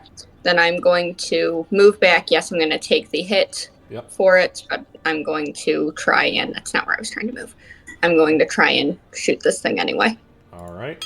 So it is going to attempt to hit you. Yep. It does hit you. I'm going to reaction to shield. Okay. Because I think that'll last till my next turn anyway, which would be a good use. And that is true. What does it bring your AC to? 23. 23. Lucky for No, fucking... 22. Sorry. Sorry, I can what? do 22. I can do 22? math. It's plus 4. So I rolled a 22 exactly. So it still does hit you. But I was hoping that it was a 23 because I was like, man, it just fucking missed you. So that is 8 points of bludgeoning damage as it... But you do reactively throw the shield up, and the shield is now surrounding you. I don't think I have really good fucking shield token here. I wish that I could... this can sound silly, but I really wish that I could, like, increase the size of the drop-down menu for these tokens so that I could see everything right in front of me, because I have to scroll with the scroll wheel, and it's just a pain in my fucking ass. Sorry that was just a DM bitch. Alright, there you go. There's your shield. Okay, so you now have a 22 AC, but it does hit you. Okay, so, Aurora, you take a step back. Now, what would you like to do? Oh, I'm going to shoot the crap out of this thing that just dared to hit me. Fuck yeah, do it. So, I have to click all the things. One moment. Sharpshooter, Slayer's Prey. Go back to actions. This is a lot of clicking now. Yeah. Level 10, you guys are like heroes or something. I don't know. Weird. Oh, I'm going to miss horribly there, I think. But that's okay. I've got a second arrow. So you fire the arrow, and as the arrow streaks through the air, there is, in the distance, the soft sound of a bell ringing in your ears as the second level of your second slot that you gave in reactivity to your prayers jingles, and you hear... This is the last of your luck. Godspeed. Roll Well, again. Yep. that's ominous. But we're looking at 21 to hit, 22 for damage. There you go. And it hits, it strikes true. You blast this fucking thing, and the arrow right through it. You actually see the arrow, like, struggle with its force through the tar of this creature, and then as it blasts out, yeets itself down, and the trajectory throws it into the abyss. Oh, that's one arrow I'm not going to go back for. Maybe Gray can get it for me. He likes spending time down there. I'm going to fire another arrow. All right. By the way, it was totally attack worth felt spending a those bit spell personal. slots, right? Imagine if you would have blown like 6 spell slots or 7. It's a lot of free advantages. I'm saving those spells for blasting a dragon. Fair enough. I know It's gonna miss. And that's okay. It does miss. Yep. So the second one, it hits it, and it just cannot penetrate through that weird tarry exterior. But that's all right. You did good, and you've done very good. All right, that brings us to Doc. So, Doc is going to. I want to check something really quick. Okay. Doc's going to use Emboldening Bond. I want to make sure it didn't say that she can see. It does not. So everybody will be affected by Emboldening Bond, which is the one that gives us. Well, I'll just. It's the one that gives us the D4 to add to an attack roll, ability check, or saving throw, as well as the where you can switch spots. Give me a second.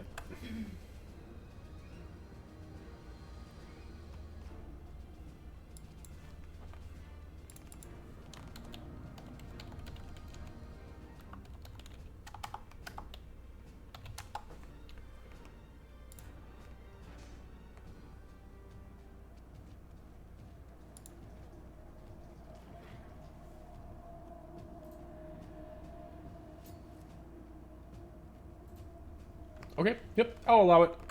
Okay. I know we've had the conversation about it, which is why I was looking at. I was like, Emboldening Bond. You've got to be able to see people if you can use it.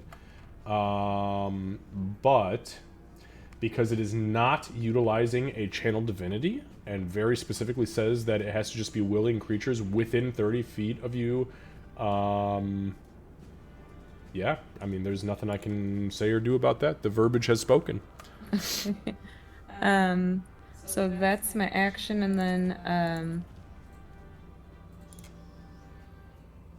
yeah, I think, because of the nefarious situation that Gray has found himself in, do I have to step, like, right here to be able to see Gray, or is...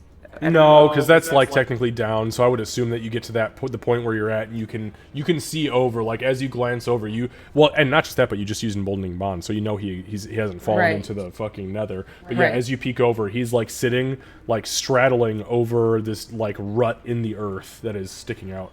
So she's gonna cast Sanctuary on Gray, so that these motherfuckers don't try to target him while he's down there. Okay, that is not concentration for you, correct? It is. I don't think it is. No, it is not. And then she's gonna step back, just a little, close enough to where she can help pull him up if he needs it, but not in his way, so he can still get out. Okay.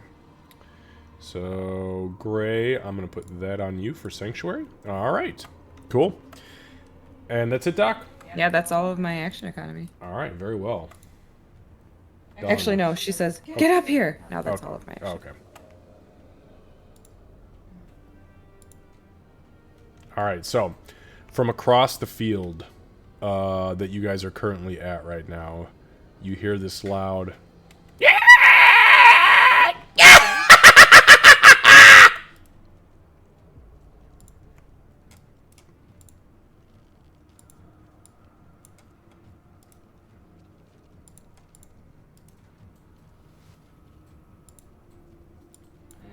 Hang on, not that one.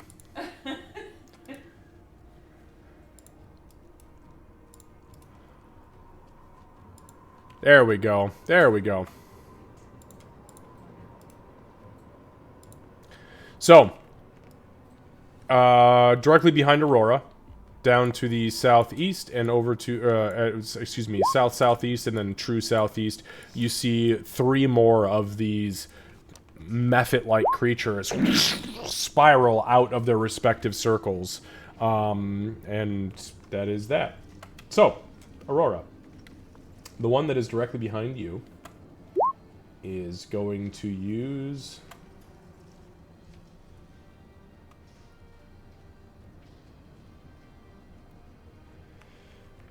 It is going to move into your space, out of the binding circle, and it is going to use one of its abilities. I need you to make a Constitution saving throw, please. And I was hoping Shield was helping. Okay. Con save, my favorites. That's a save against me hitting you. That's not an attack roll I'm making against you to save. This is you making a save because it uses an ability. Yeah, no, I get it. I'm just sad about it. Yeah, it's okay. 7. Okay, so you take 9 points bludgeoning damage from the stinging dust ability, and you are blind. exactly what you want to have an archer be. Okay. I mean, let's just think about this entire 89 sessions of this campaign and Oh, how many it's not going times to stop me from shooting my friends. Oh, don't worry. might help you even more shoot your friends. Okay, I do so have a D4 that I can roll, but I don't know if it'll help. you have a what? Did you say? The D4 from the emboldening bond, but I don't think it'll help anyway. I think I missed use of it. You did miss use of it. Yeah, because it has that the emboldening bond roll, just like guidance or anything or shield, has to happen before I say this was, yeah. Okay, so that was its move. This little shit down here. Actually, I got to see how fast I can move.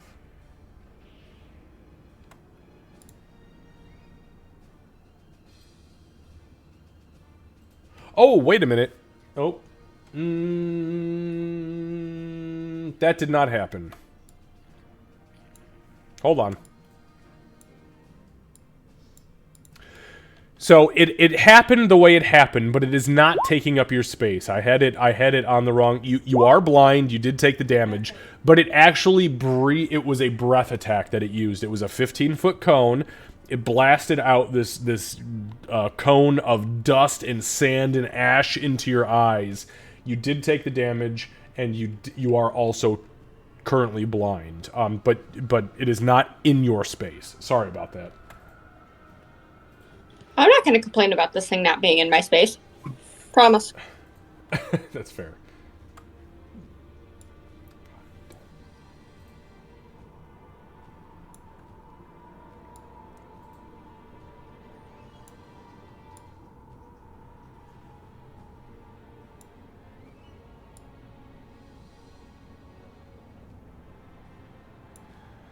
Alright, so the other two move into the spaces that are around you, but they do not do anything because they had to double move in order to get there. Gray. Gray, you feel emboldened and sanctuaried. And also on the brink of oblivion. Possibly guidance if needed.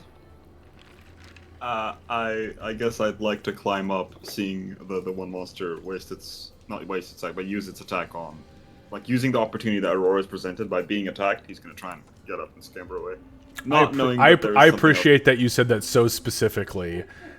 I watched him utilize his opportunity to strike somebody else, so I'm gonna shoot my shot, and you do shoot your shot. Okay, no problem. So you're gonna try to climb up. Go ahead and make an athletics check for me, please. I was afraid you were gonna say that. How are you afraid I was gonna say that? That's the only logical thing when you're trying to climb. Athletics, right? Yeah, unless you're trying to fucking backflip up this thing. Is that an option? That is not an option. Roll a fucking athletics check. May I guidance since she knows Don't I'm need it. climbing up? No, because there's a creature within your attack range, and you have to take a couple steps forward in order to do it. I do have a Hey! D4, so I'm gonna roll that anyway. All right, beautiful, beautiful. Emboldening Yeah, bond. don't waste my skills. Now, mind you, that takes your reaction, correct? No. Your emboldening bond. No, it's just you get to add it to it. The reaction is if you Hold jump on. to I need replace to someone. hang on. I need to read the rules. I need to see the verbiage now.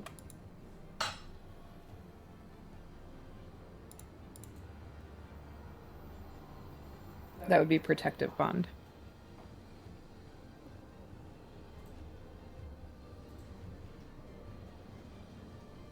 Nope, but it says once per turn. So it does not count against your action economy, but what we need to take into consideration is that it's not every attack roll, ability check, or saving throw. It is once per turn, right. not per round, per turn, meaning your individual turn. That's a very I feel like- specific fucking thing. I feel like this is the good time to use it. Oh, absolutely. Yeah, no, sorry. I just wanted to make sure that we had clarification because it's a very specific ability, so. Right, yeah, that's great. I definitely would have used it more if I didn't know. Okay, so, 20, yeah, I mean, you climb up, no fucking problem. You get yourself to, we'll say, there.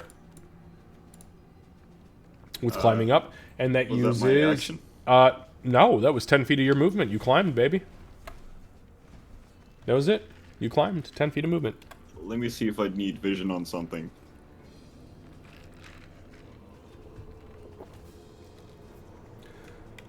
Unfortunately, it does. Unfortunate. Get the fuck out of here. Sorry, how much of my movement did I use climbing up? 10. Actually, you know what? Nope, I take that back. You climbed, so technically it would be 20. Sorry about that. That's all my movement. And I'm going to cast... I can see everyone, so I'm going to bonus action use Mantle of Inspiration. Okay, beautiful. Bonus action, Mantle of Inspiration. So That affects everyone you too, gets- correct? Nope, it's a Bardic Inspiration thing. Ah, Yeah, so you can't affect. it's not the narcissist bard class that gets to use their bardic inspirations on themselves. That's- So everyone gets 11 temporary HP, because you're all within 60 feet, and you can immediately use your... well, if you had a reaction, you can use it to move your speed without provoking opportunity attacks. Aurora, sadly, you cannot. Wow, rude.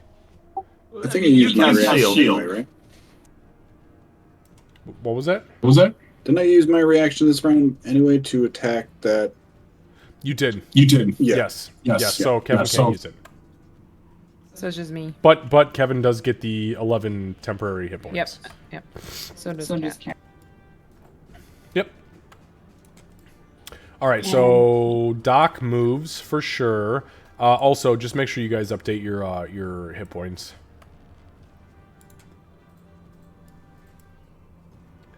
All right, we're doing good. We're doing good. Wow, there's a lot of shit. This is way more of an intense fight than I ever anticipated. Fucking. You know, methods.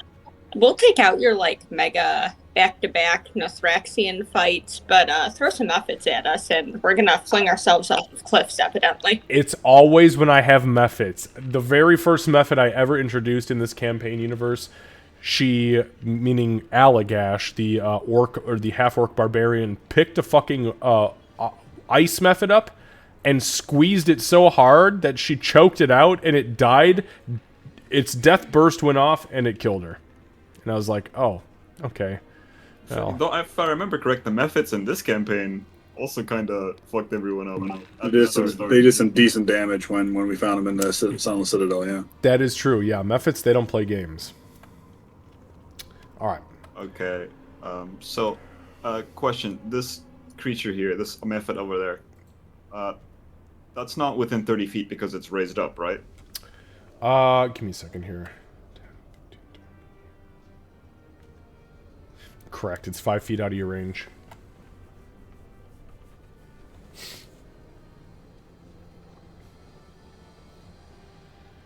Well, then I'm gonna cast Bane at second level on all of the method here, the method by Ree, and the two giant boys.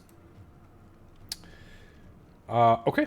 All right, Bane. Is that Wisdom or Charisma save? Charisma save, Charisma, DC 16. Thank you. One moment.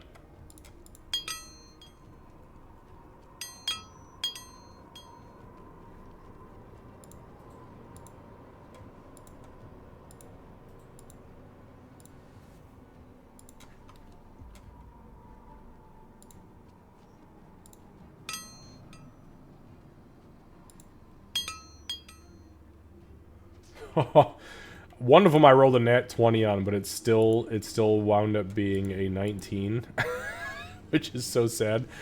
So one succeeded, and 3 of them have successfully been baned. You now have concentration on Bane. Everybody's emboldening bonded. You lost your sanctuary. Oh, hang on. Nope, that's gone. All right, cool.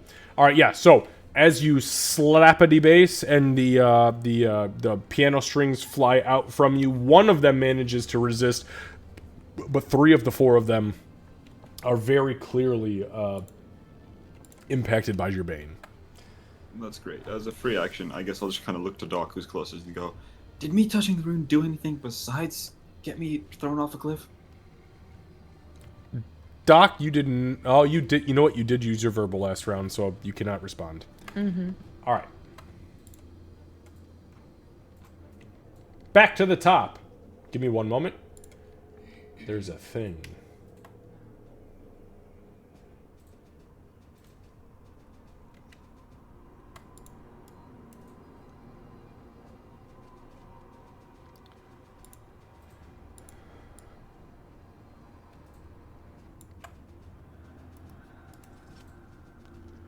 You guys hear this?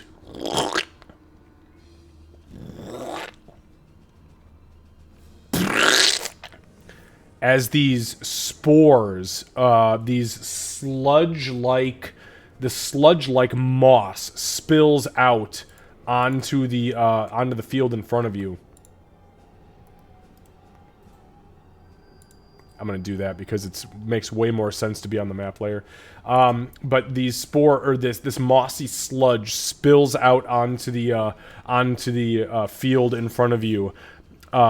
Everybody is impacted by difficult terrain until further notice. So, Ree, your turn.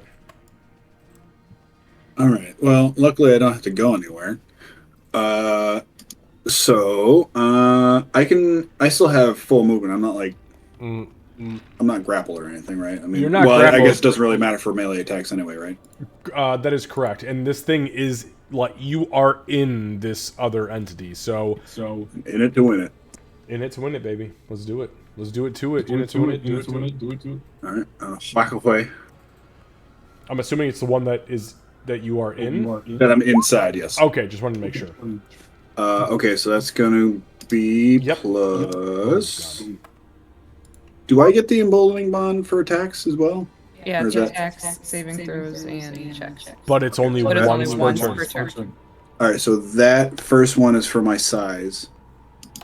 The second one will be for the emboldening bond. Wait. Oh, but it was only for attack rolls anyway, not damage. Yeah. Correct. Yep. Okay, Yes. I don't think it mattered anyway. All right. So as you swing at it the first time and you hit it, it detonates. The entire form collapses into this little black orb, and then. Ree, I need you to make a Constitution saving throw, which you're really good at. The only thing I can see when you do that, Not right now. fucking Maybe. Solasta elementals boxing up. Ree, as it explodes. No, Go ahead. Yeah. Go ahead. No, it's fine. Go ahead. As it explodes, the sludge splatters into your eyes. You are blind until further notice. Ah, shit. All right. Then I will blindly whack at this one next to me. Okay, go ahead and make that with disadvantage. Disadvantage, yeah. She's still gonna smack the fuck out of this thing, I bet you. Do it. 15? Oh, just barely missed. Ah. By a fraction. But that's pretty hardcore because I hate that I blinded you and you're like, kiss my ass. Yeah, AC is 15.5. 15.5? Oh, God. Oh. That's rude. Yeah, that's it. All right, so you guys see Ree spin around and she's got this black tar like dripping out of her eyes, and she tries to hit this thing. She lands the blow, but the blow is just not hard enough to bust through this thing's exterior. And that brings us to our friend, the Hulk. Well, he's an acquaintance. It is good. I wouldn't really call him a I would friend. put Gray above him on the friend Oh. list. That says everything. Wow. Fuck. Okay, so it is going to turn around and envelop Ree as it has been smacked and now realizes that its friend is, like, no good. No bueno. No buen. Yeah, got right where I want you, I think. And it is now going to begin to attack. Give me one moment. I need to check a thing. This is all part of my plan. All right, and it is going to attempt to...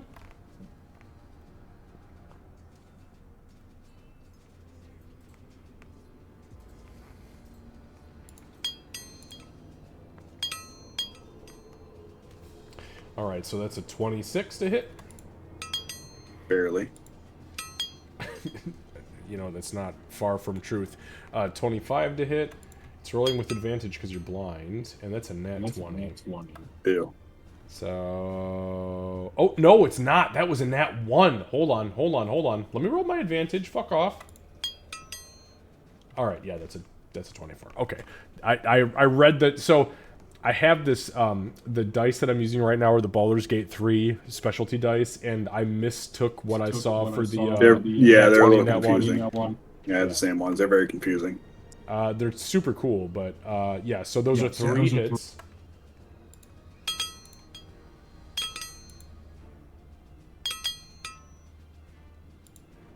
Wow, you just got a minimum damage hit and 1 max damage hit. So it probably evens out.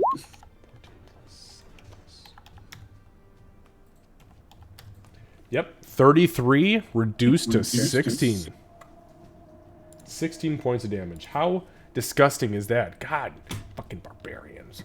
Well, there goes my temp HPs. Oh, Almost that's down right. to double digits, guys. Yeah, I barely scraped your ass. All right.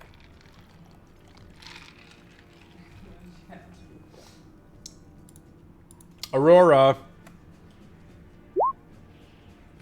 I have a plan. Oh, God. Yeah, right.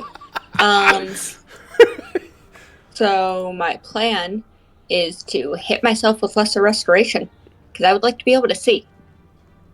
Oh.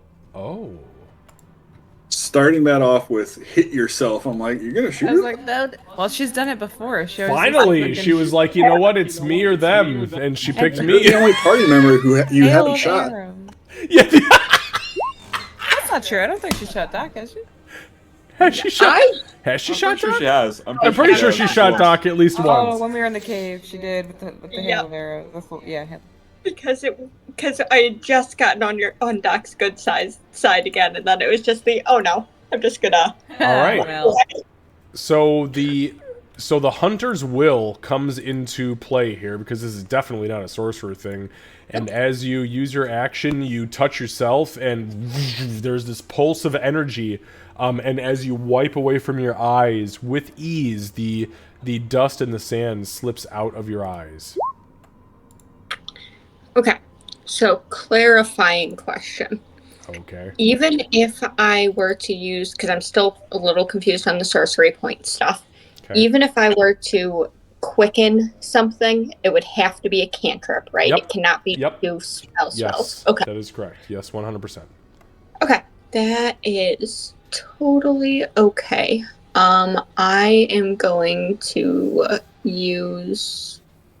No, I'm just going to look around and assess the situation. That will be the rest of my turn, meaning I'm not doing anything else. Wow. Okay. Doc. I expected you to have some crazy ass like king I did, takes but pawn and then fucks knight sort of thing. I had a multi-step plan. Then I remembered this is not the end game, and I would like to have resources later. I know, that's why I I- started with yeah. the cantrip. Okay, Candace. All right. So speaking of cantrips, Jesus, take the wheel. Garl, take the wheel. girl, take the wheel. I think that she's probably gonna use Sacred Flame on this thing again. I don't know, On they which thing? That thing. Actually, hold on a sec. So you cannot see that thing because there is a 10-foot barrier between you and it. So I can see gray, right? You can see gray, but you cannot see the entity that you were just indicating. All right, then what she's gonna do? I want to find the name of it. Hold on. I always forget the name of it.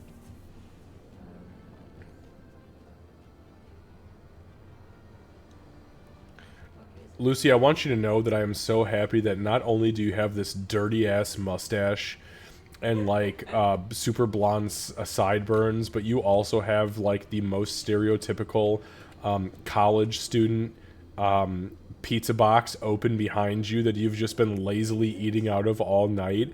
Just like, you know what? I'm just gonna slap this pepperoni pizza. into my Pepperoni mouth. pizza. Yeah, it's a pizza. And then he's like, I've never been to Italy, but you know, I got this mustache and I got, you know, pizza. Just Pretty sure okay. we've all done the exact same thing in college. Yeah, we did. Oh, trust me, I ate enough. Okay, on a side note, while we were talking about that, out of nowhere, Cayman messaged me saying crying is always a free action. So Doc is actually going to move up here and cast Aura of Purity. What the fuck is... Oh... Where the fuck did you pick that up? That is part of my class. It's always in my... It's always there. It's always been there, but you never used it. I never used it, really. Alright, so it's a concentration spell, so let's put the yellow dot on you. Mm-hmm. It is a level 4 spell, so mark that off. Yeah, it's done already. Purifying energy radiates... What the fuck? Where did you fucking... Hold on, though. Where the fuck... Hold on. It's part of the class.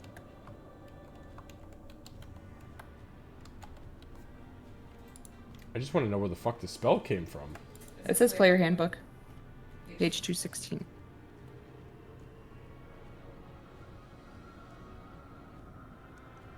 Each non-hostile creature in the aura, including you, cannot become diseased, has resistance to poison damage, and has advantage on saving throws that cause any of the following conditions. Okay, so it does not remove Correct. any conditions around But you. but But knowing it is that a 30-foot she's... radius. Okay, hold on. The reason why I'm asking is because I have to do a lot of, like, back-end very quick coding, so bear with me. So it's 30-foot, correct? Correct. Okay, and we're gonna do it like this because glitter brights. Okay, so that is your aura. Oh wait, hang on. Shit. Hold on. Settle down. Oh, I got you. I have a lot of things to do, okay? Here you go. How about that? That's the one. So that is your aura. So you screech your incantation, and as you grab the gold nugget, there is this burst of energy that wipes across, or that rockets across the field. Concentration, and until the spell ends, the aura moves with you. It is centered on you, which I have active right now, and nobody can become diseased. But if you have a disease right now, you are already diseased. Right. However, you do have resistance to poison damage and have advantage on saving throws against being blinded, charmed, deafened, frightened, paralyzed, poisoned, stunned. Boom. Full fucking stop. Also, that's an awesome fucking spell. That would have been good a second ago. Yeah, like fucking at the beginning of this whole goddamn combat. Maybe if I would have been ahead of you. Maybe if I was a step ahead of you. Yeah, so that's all she's gonna do, and then kind of prepare herself for this motherfucker. Perfect. That was seriously very, very good choice in spell. Thank you. Okay, the Mephit's turns. So we're gonna start up here in the one that is nearest Aurora. Aurora. Yep. I'm not a Hi. threat. Scaled halfling. Oh, that reminds me. You no longer have your shield. Oh, I took that off already. Wow, I'm on top of it. All right. Okay, so Aurora, this thing is going to...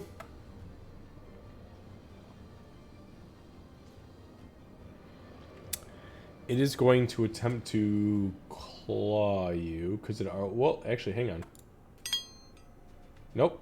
Yeah, I rolled a 5 to recharge the breath, which it already did, and I needed a 6, so it's going to try to claw you. God, that was terrible. 9? What the fuck? Alright, so it did not hit you. It only has 1 claw attack, by the way. And next, we are going to go to... I would like to flip off the Mephit with one of my own claws, because yes, It looks and not sad. in a fun way. Bless you. Yeah, I know, it looks sad. It's like you flip it off, but you throw your hand and your fist through, like, underneath your leg and flip it off like a penis. Which you probably don't have. Alright. Ree. It is going to attempt to claw you.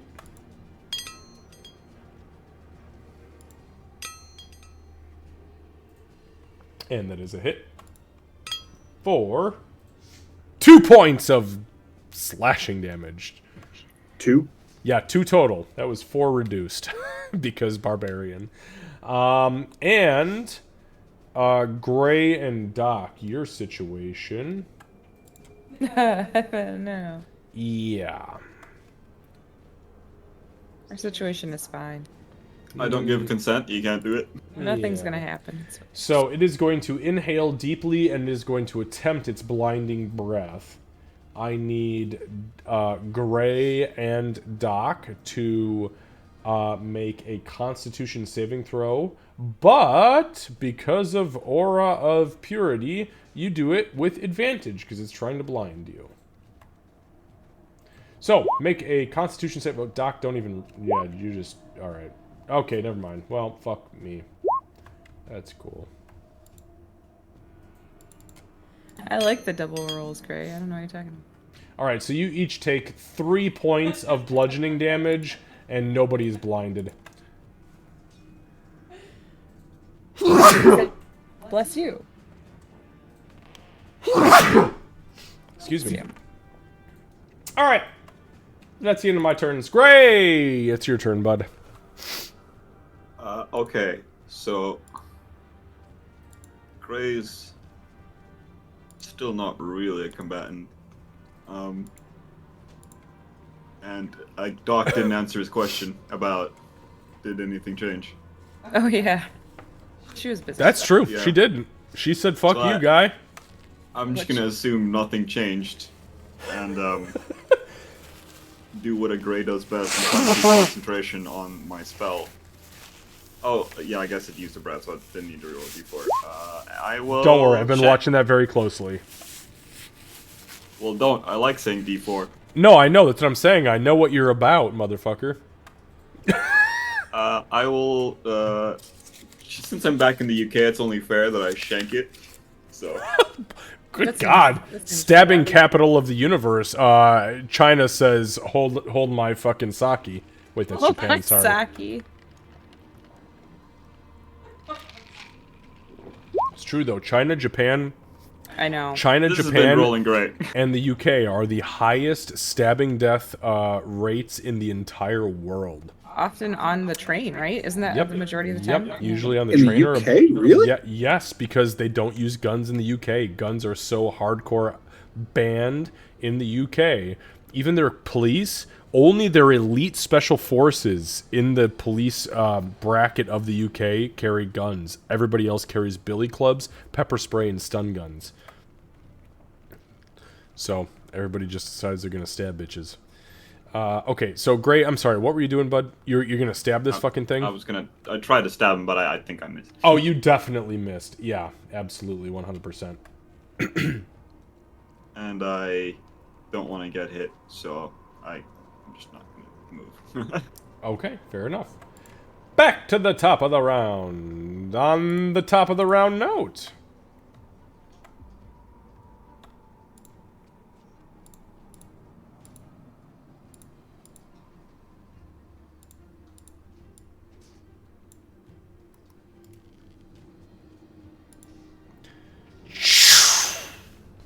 All of the mossy sludge fades away from where you guys are currently at. But, That only affected our movement, right? yeah, that was just movement. So that slicks away from the surface. However,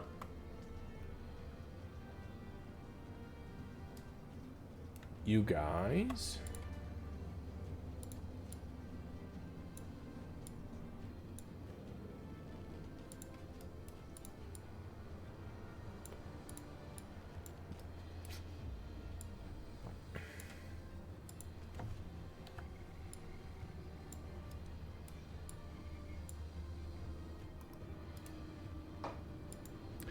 Okay, so I'm only putting this there for the sake of trying to figure out like where the boundaries are.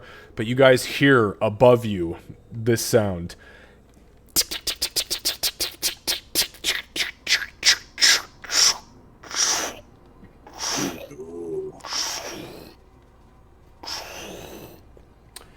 as as the slow spell is cast above you, I need everybody to make a charisma saving throw, please. Oh, I don't. Oh, okay. I'm sorry, what kind of saving throw? Charisma. Charisma. Not bad. D4, y'all. Ooh, yeah. We are going to pretend and tell Garl that I am a good sorcerer in this. Can I guidance myself too? You can. Yeah, you can. If it's you. No, you can't. No, 'cause it's didn't my you, reaction. You had to use your reaction for your own thing. No, wait, no. I need to double roll that. No, but- the reaction is only the protective bond. Okay, understood. So yes, you can attempt it. Alright, so give me totals. I see a lot of people rolling a lot of extra dice. I have a 12. 12, okay. 18 total for Ree. Okay. God damn, Ree. Jesus Christ. Very saves. charismatic. A charisma save? Get the fuck out of here, bitch. Are you Suddenly got kidding all me? suave like, hey, nah, not today, baby. Did you notice that I was 6'2", or... Have you seen these pecs? And I this cleaned my abs? toes yesterday. Yeah. I don't smell like rat shit today. I got a 19, Alright. and I didn't do any extra rolls. So Not I figured surprised. it was Whatever, good. one upper. Alright. So, Gray, we don't have to worry about that. Kev, you got an 18, you're good.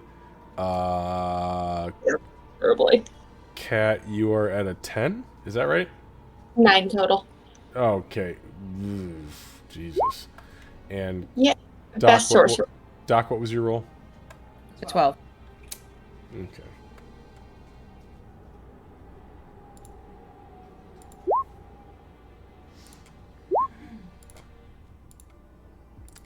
Alright, so Doc and Aurora, you are currently affected by the slow spell. So as you start to go into the top of this round, your bodies, you feel as if you are suspended inside of a jelly or an orca. An okra. An okra. An ochre. Oak, an yeah. orca. No. No. It's like okra, like you would eat. You know how it creates that slime with the seeds? You know, okra? Like if you eat pickled okra? No, you don't know? Okay. How about fried okra? You know fried okra? None of that. No? Alright, well, No you know idea. what? You're inside of a fucking jelly pool or a fucking, like whale sperms. Okay, so here's what it comes down to. So, you are affected by the slow spell. Here is what happens. Your AC and dexterity saving throws are reduced by 2. And you cannot use reactions. On your turn, you can use either an action or a bonus action, not both, full stop. And you cannot make more than one melee or ranged attack on your turn, regardless of anything that has to do with anything. And that's it. That's all there is to it. And if you try to cast a spell that has a casting time of more than one action, you have to start throwing d20s to see if you can actually do it. And that's that. Okay, so with that being said, though, let's go to the top of the round. Ree, there is no issue here whatsoever. Okay. Ree will just kind of like put her hammer out and attack recklessly. She's gonna kind of do like a windmill thing, maybe counterclockwise. I don't know if this thing's like, is this thing like moving in like a tornado kind of scenario, or is it just like on me? It is a very tornado scenario, yeah, but it's like thick, sludgy, like milkshake tornado. Okay, yeah, Ree will basically just like close her eyes and just twist the opposite direction recklessly. So then it'll have advantage on me the next attack, but it already does, so it doesn't matter. Because I'm blind. Right, so you make a straight roll. Yeah, so it's straight roll, yeah. Okay. 19 plus...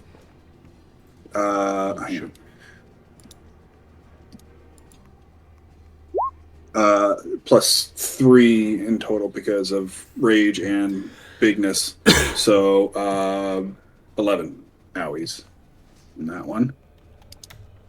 All right, it is officially bloodied. You have brought it down to the point where now it is struggling to keep its form. Okay. Ree will attack again, but this one's going to be at disadvantage now. Yep.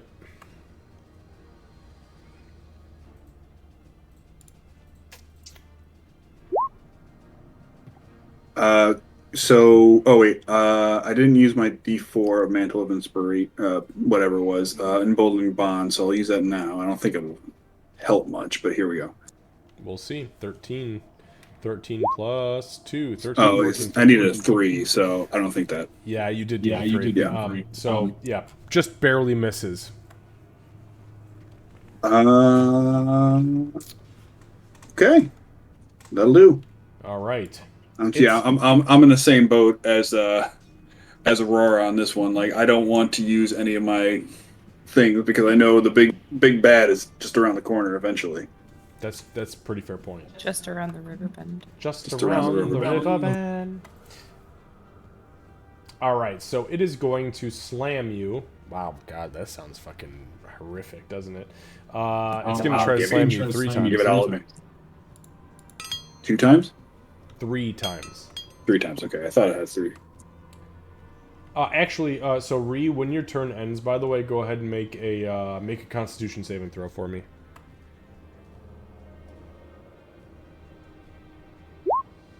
19.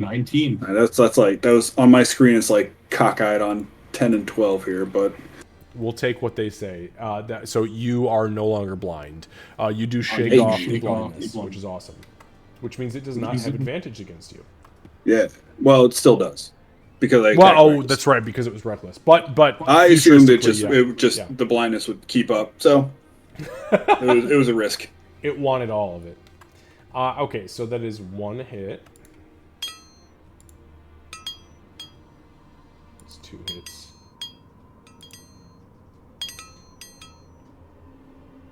Okay, so it's only 2 out of the 3 actually hit for the slam attacks. And that is 29 reduced to 14 points of bludgeoning damage. Finally down to double digits, guys. Hell yeah. Aurora. Okay. If I go near this thing, if I were to go past it, would I be able... Yes, I would take an attack bot, but would I be able to touch Ree? Like, does that look logistically possible? To get where? To get here? To get like, near you so I can try and touch you.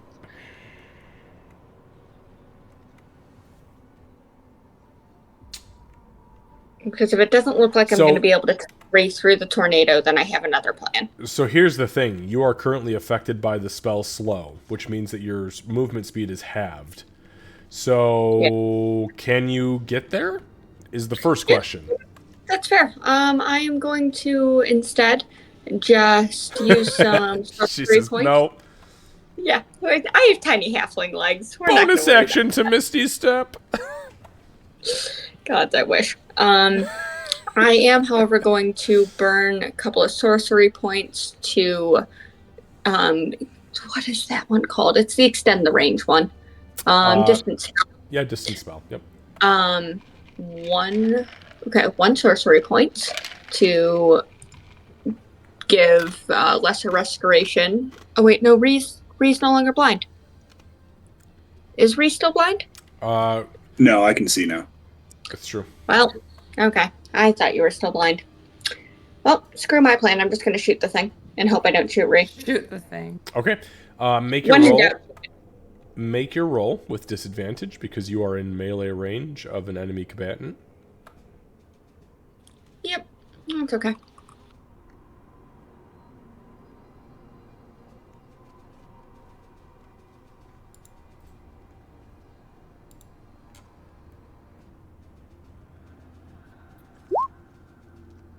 Man, fuck you, dude.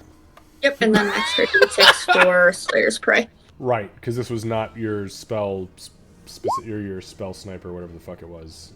Correct. Or your sharpshooter. That's what it is. Okay, Yep. so that is so 10 damage. Okay, yep, you absolutely fucking hit with 10 damage.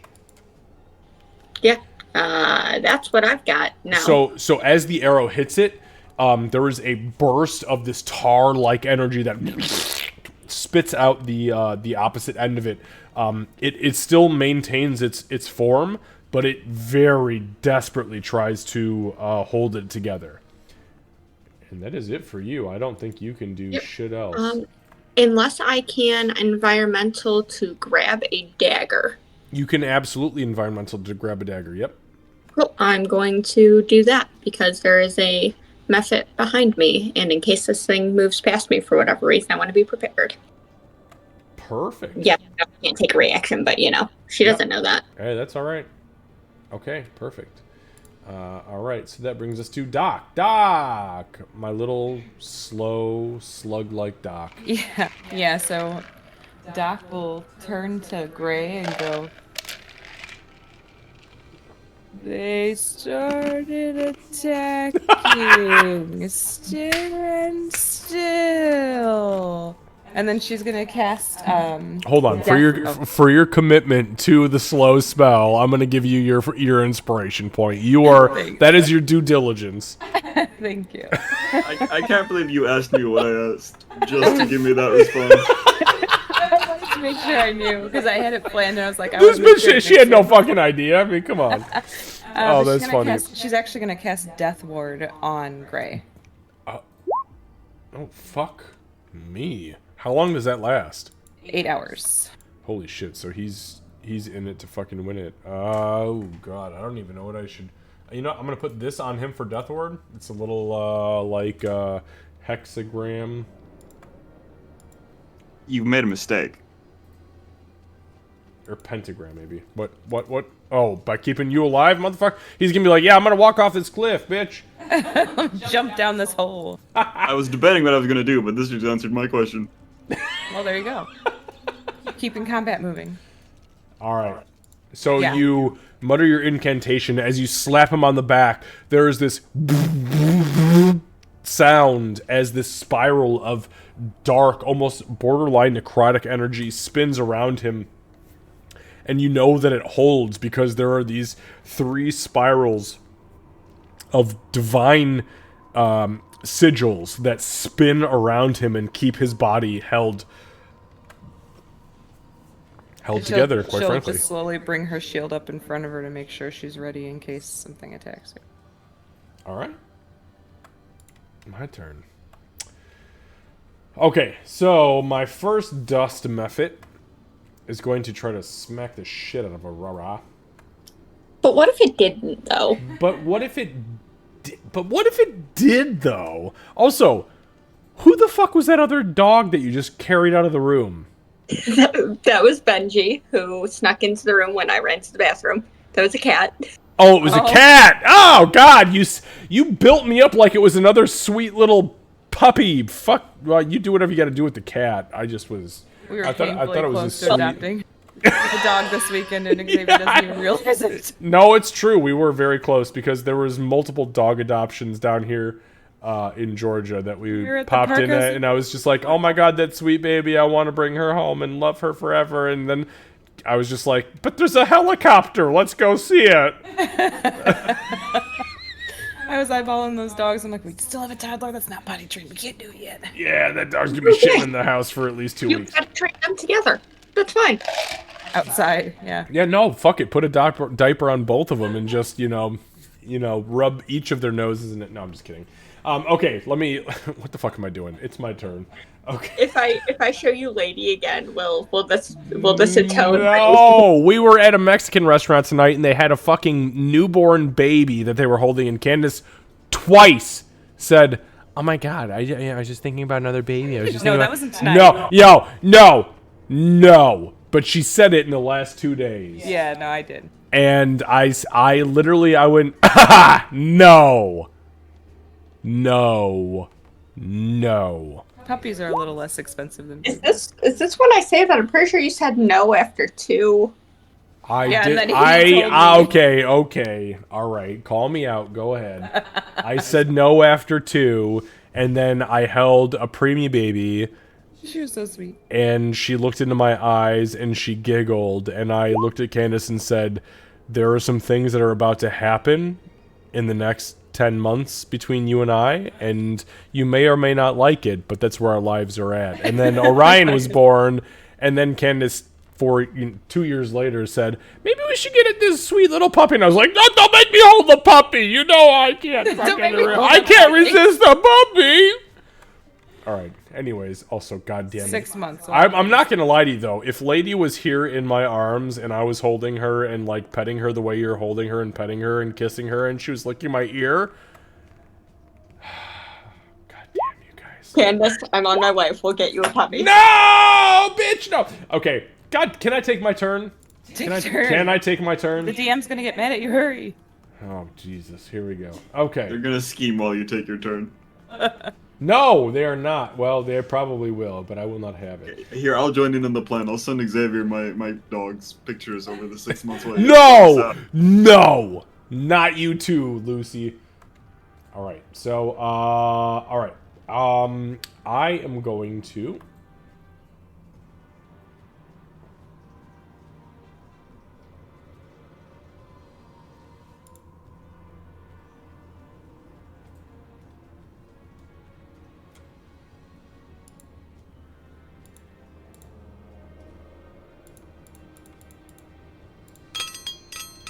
So, Gray and Doc, you just got really fucking lucky, bud.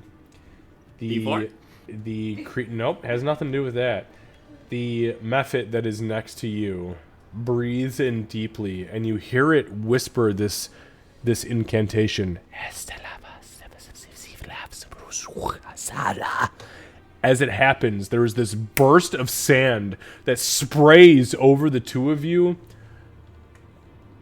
And I missed you by 3 hit points for the sleep spell. So fuck you, first of all. Aurora, we've already dealt with you. And Gotcha. we are going to do some attacky stuff here. Actually, you're not blind anymore. It's going to try to blind. Correct. It's going to try to blind breath you. So I need you to make a dexterity saving throw, Ree. I have advantage, yeah? You do. On this because of Yep, the thing? Yep, because you Okay. are within the aura. Absolutely. So advantage with a dexterity saving throw, please. Oh, you mean con? I didn't mean con. Fuck your con save. Good God, that's intense. No, I meant dexterity. You're trying to dodge the. Oh, But that's a really hardcore con Okay. save. That's a go fuck yourself DM con save right yeah, there. seriously. Yeah, rolled two 18s. there we go. Damn it. Fuck. Wow. Oh. My con save, well, it's a lot less than my... Well, my deck save is a lot less than my con save, but my con save isn't that terrible. You do have a D4 Usually. from Emboldening Bond if you'd like to use it. Sure. Does that help? Does that help? Does one help? So it was Tell with me. advantage, right? It was with advantage because of the aura. So it's a 10. 9, and a 10 is exactly what you needed to save against it. I swear to God. Dude, it's just a mephit. It's just a fucking mephit. Yeah, so it breathes in deep, and as it breathes this sand into your eyes, you like throw your arm over your eyes, and the aura just casts off the sand itself, and then the emboldening bond, you're like, no, I gotta be able to see, and then as you look up, holy shit, you can see, and it wasted its entire fucking turn, so fuck me. Fuck And your my pocket methods. sand. Pocket sand. Gray, it's your turn, Gray. Right, so Gray's gonna look at Doc and go, thanks, I know exactly what to do with this. Hold on. I'll go answer my own question since you didn't answer.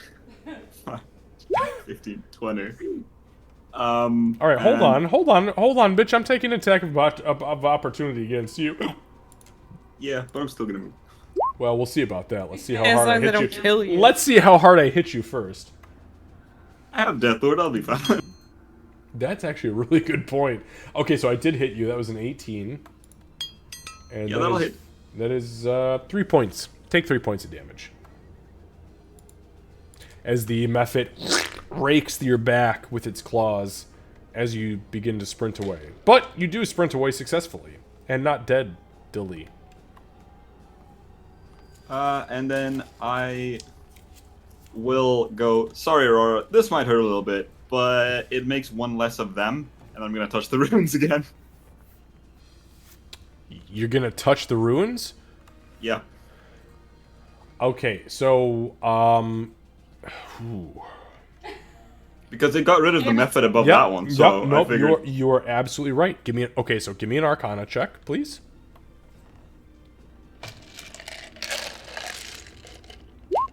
I'm going to roll my d4 for that. Okay.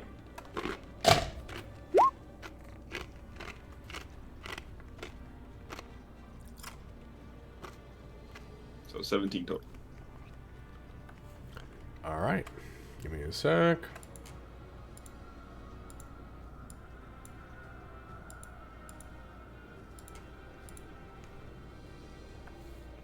All right, so Gray, as you reach across the platform here, and you slap your hands on the center of this circle, you reach in towards the runes and you quickly manipulate them the same way that you had manipulated them before. And there is this screech from the Mephit, and there's this burst of energy. I need Aurora and Gray to make Constitution saving throws, please. Gray, you've already used your D4. But everybody makes it with advantage because it's versus being blinded. Yay, I'm super grateful for that advantage. Man, fuck this cleric. I'm gonna use my D4.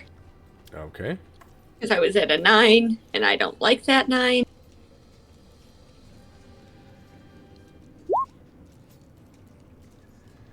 Oh, 11. And neither of you have any issues from this thing exploding outwardly. You both duck behind your arms and you dodge the issue.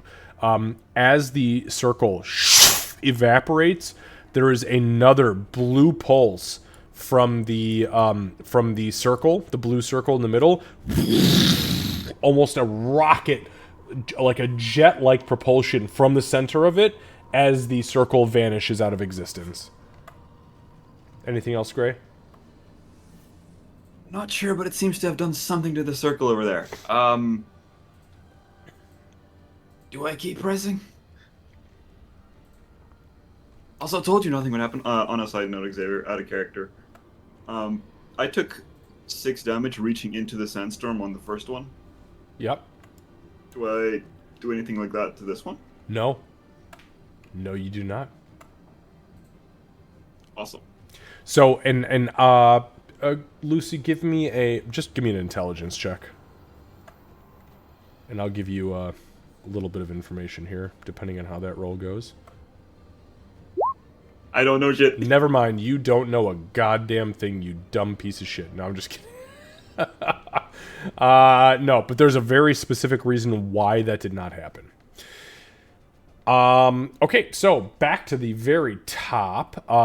So the slowing effect on Doc and Ree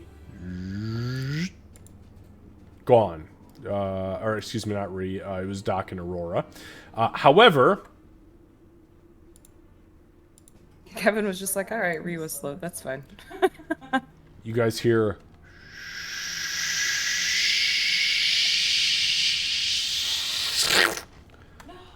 as the spores begin to spit out and around you. I need, well, everybody to make a Constitution saving throw, please. Everybody make a Constitution saving throw.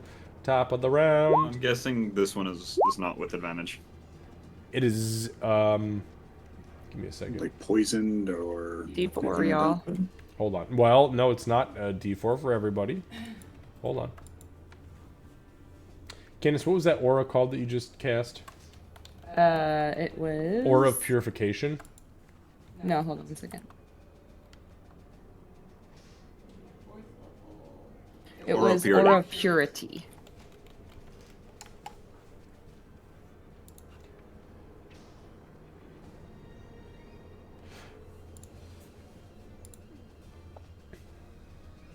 Everybody makes it with advantage. Everybody makes it with advantage. Yep, this is And this was Khan, yeah? con with advantage. Yep, every single one of you. And just, could you guys just, I'm going to go through the order here. Ree, what is your high? 19 is my high. Okay, and Kat? I think I can only use my D4 once. It's once per turn. Per turn. Yep. But this is top of the round, so I can Well, it's potentially once per, use it if I wanted to. Exactly. So it's each turn that we go through that it is, which is why it's so fucking ridiculous. So it means that every time it goes to a new person's like initiative order, you can reuse it again. And Oh god! Wow. when we were reading up on this, it's there were fucking people- disgusting. Candace and I have had full-blown screaming matches about how this actually. Well, that's not true. We don't scream at each other, but we have had full-blown loud arguments about why this works the way that it works, and it's legit. It is at There are the people who won't allow this in their campaigns. full stop. People are just It can be nasty. absolutely yeah. no. And it's bad for the DM, right? Because it doesn't make any sense. But it's a great, if you play it and you dedicate yourself to it, you should fucking have it. Okay, so anyways, so Kev, you are good. Okay, so Kat, what is your high? 15. Thank you. Lucy? He went FK. Okay, Candace? I'm a 17. It looks like Lucy's high is a 15. 15. There is no effect from anybody. Nothing happens to any of you again as the spore cloud springs into existence. Convenient fucking time to go AFK, Lucy. Apologies. I'm just like, nope. Dude, I'm just giving you shit. Nobody's affected by anything. We read We're your good. list. All right. Ree. Okay, so Ree would what were its immunities? Was it immune to being? It was immune to being grappled.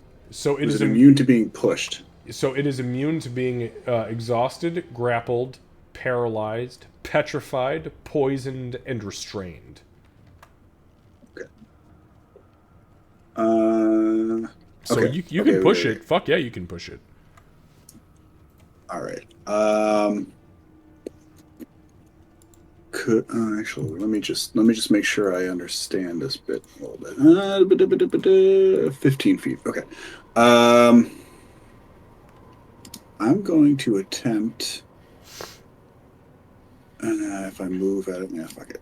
I'm gonna step over here, and I know the Mephit's gonna get an attack of opportunity. It does. Give me one moment.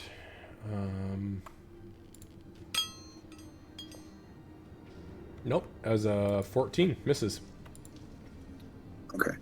All right. So now I'm going to recklessly attack this gentleman here. Okay. Fuck it. This is an intelligence thing, and I'm pretty sure I know. Ree knows what she's doing. So she's gonna whack at it. Okay. She's gonna do a pushing attack if she hits. Okay. Okay, so 19 plus 4 total, so that's going to be 10 owies. Yep. Yeah, she's using her superiority die on top of that for... I didn't mean to do 40. That's a lot of fuck. Jesus Christ! If that was That's the a lot. superior, I don't know. like, Jesus I don't know Christ, why- where the fuck is this I don't fighter know. been? I don't know why I did all 4. I just No, needed to do 1. It was just one, right? Okay. 6. Okay, so 6. All right. Yeah. So that's going to be 6 additional damage, and I'm going to need a strength saving throw from it. Strength saving throw versus pushed. Okay. And that is... Oh my fucking god, it rolled a nat 1. How far does it get pushed? Yeah, the number was 15, so it moves 15 feet away from me. 5, 10... Actually, that doesn't put it in the hole. 15. Yeah. So you smack it across the hole. Yeah. But it's way the fuck... I mean, you hit this thing and it... Up and over the pit... lands. Okay. I'm going to 5-foot step over here and then smack this gentleman. Okay.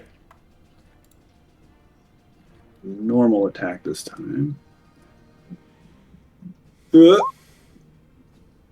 I would like to say, Garl. Hey, Garl. Why don't you give me a little help here, buddy? Or do I need to do that before that? Hang on. No. Well, what are you trying to do? What's the ability? Lucky. My lucky feet. Oh, you have the lucky feet. So you picked up the I got lucky feet, feet. really? I'm a glitter. And does that just allow you to? Does that just allow you to re-roll? So, I forgot how that actually works. I Is that just advantage? I have 3 luck points per long rest. Whenever you make an attack roll, an ability check, or a saving throw, or when an attack is made against you, you can spend 1 roll to roll an additional d20. Okay. And you choose which die to use. But Yeah. I think it reads. You can choose to spend luck points after you roll the die. Okay. Yeah, there you go. Before the outcome is determined. I have not told you that roll. you have failed or succeeded, so if you want to throw a luck point, fucking do it. Just make sure that you mark down that you've used one of your luck points. Yep. All right, let's do this again, but harder.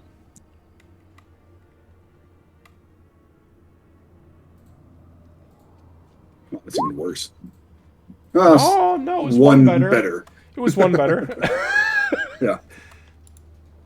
Okay, so you there, Garl? yeah, there's a flicker in the distance and silence that follows. And although you swing desperately at this thing, it just you're hitting sand. You cannot find a spot on it. But you did yeet that gigantic bastard across the pit, which is awesome. Okay, Ree, anything else? God, you've still got so many fucking hit points. Yeah. What the fuck, man? Yeah. Yeah, that didn't work out quite the way she had hoped, but it was still cool. Yeah, that's it for her. All right, so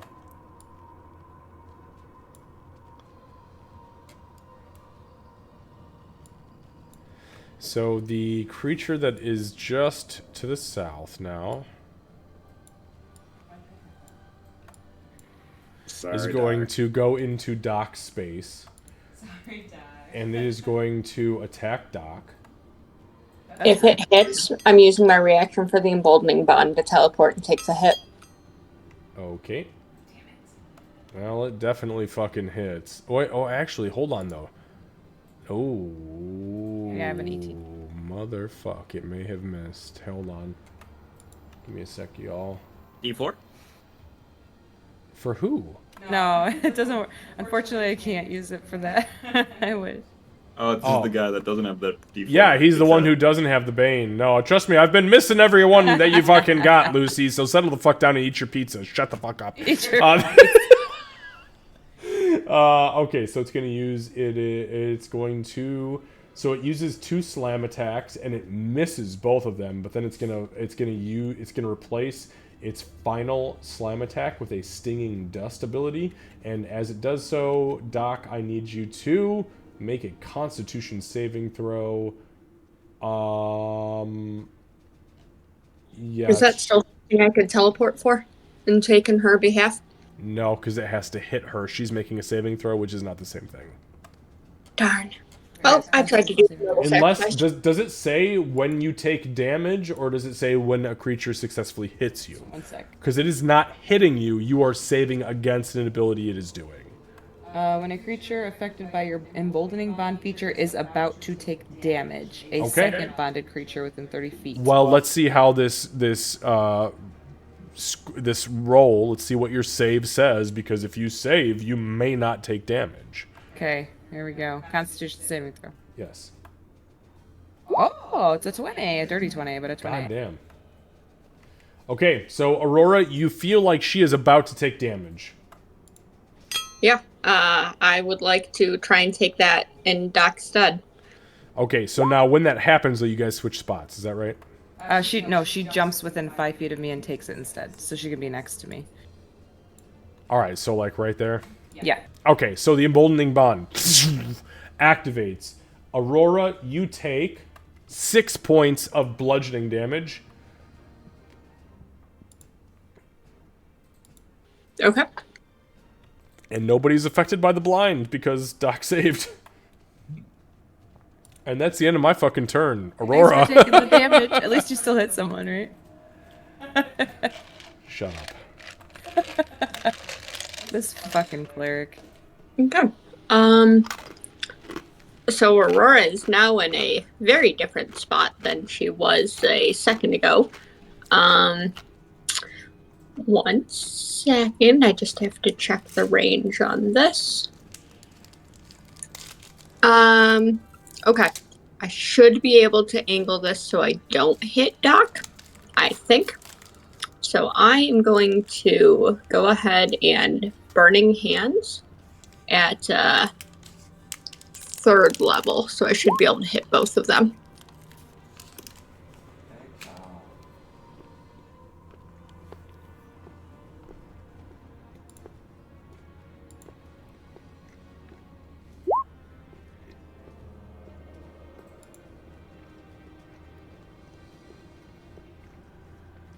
I'm trying not to hit you.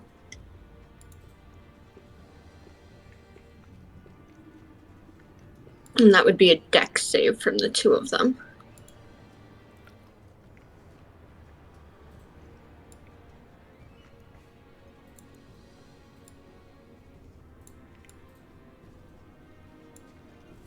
Is that how you're doing it? Yeah, that'll work. So I hit the two of them. So. All right. Perfect. All right, so it is a dex saving throw, yeah? Yep, not a very good one, but still. Half damage if they fail. Jesus Christ, I rolled a fucking 10 and a 7. That's rude. All right, Let there be. Yeah, give me some damage here. So that is a... oh, goddamn. 20 fire damage? Really? I did it at 3rd level. It was 5d6. That wasn't actually fantastic. All right, so as you turn around, as you spin around, and the so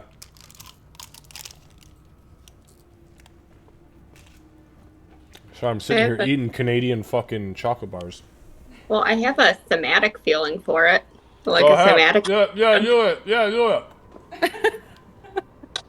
Okay, to save you from your food. So she teleports, and like in the same moment as she teleports and takes that hit, she just swivels and just lets loose the fire. There is no rhyme or reason or even really control to it. She just lets that "I am protecting what's mine" out, and just fire comes pouring out of her hands. Yeah. Yeah, and as the fire comes pouring out of her hands, furiously, there are 2 explosions as these 2 entities vanish from existence. As they do so, I need Doc and Aurora to each roll 2 Constitution saving throws. 2.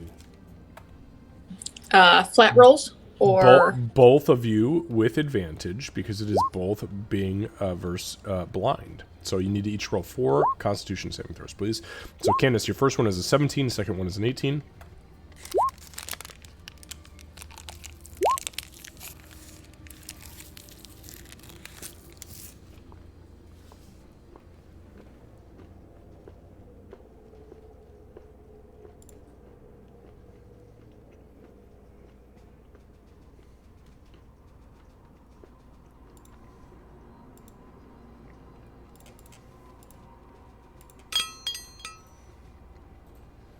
All right. So, Doc. Doc, you succeed at both. And you take 3 points of bludgeoning damage from the bigger elemental that explodes. Cat, you take 9 damage total from both of the explosions, and you are blinded, but it is not by the second one that exploded. It was by the first one that exploded, which was the large tar guy. And that is until Honestly, further notice. it is entirely worth it in her mind. I mean, to be fair, the fact that I had to have you guys roll 4 Constitution saving throws with advantage, and I only got one of you, is pretty hardcore. So, and that was super worth it. I mean, that was dirty. The fact that I haven't used this. Just make sure you mark your spell slots off, please. Yeah. Yep. The fact Done. that I haven't used this until this point in the campaign is kind of crazy. Yeah, where the fuck was this, like, We haven't 16 really needed into it. 50 sessions ago? We haven't really needed, not to this extent at least. Fair. I concentrate on other things. All right. Aurora, anything else? She's going to blindly look towards Doc a little bit and just, you okay? And that would be it. She's far more concerned about Doc at the moment. By the way, when that Mephit died, there was a flash of light, and the southernmost circle vanished, and then there was a blue column of flame that rose up out of that center seat near the throne area for whatever it's worth. Doc, your turn. Doc's gonna grab. Well, would she know that she's blinded? Would she know? Like, would she be able to tell? Aurora, so like as you spin around towards Aurora, you see she's grabbing at her eyes, and as she's doing so, because she's trying to brush shit out of her eyes, you can see there is blood dripping out of her eyes as if she had just been hit in the eyes with like shattered glass or sand. Okay, so she's gonna grab Aurora's hand and give it a squeeze and say I'm fine. And then I don't know how you want to navigate this whenever you get back, Xavier, but she'll move just 10 feet so she can actually see Ree as well.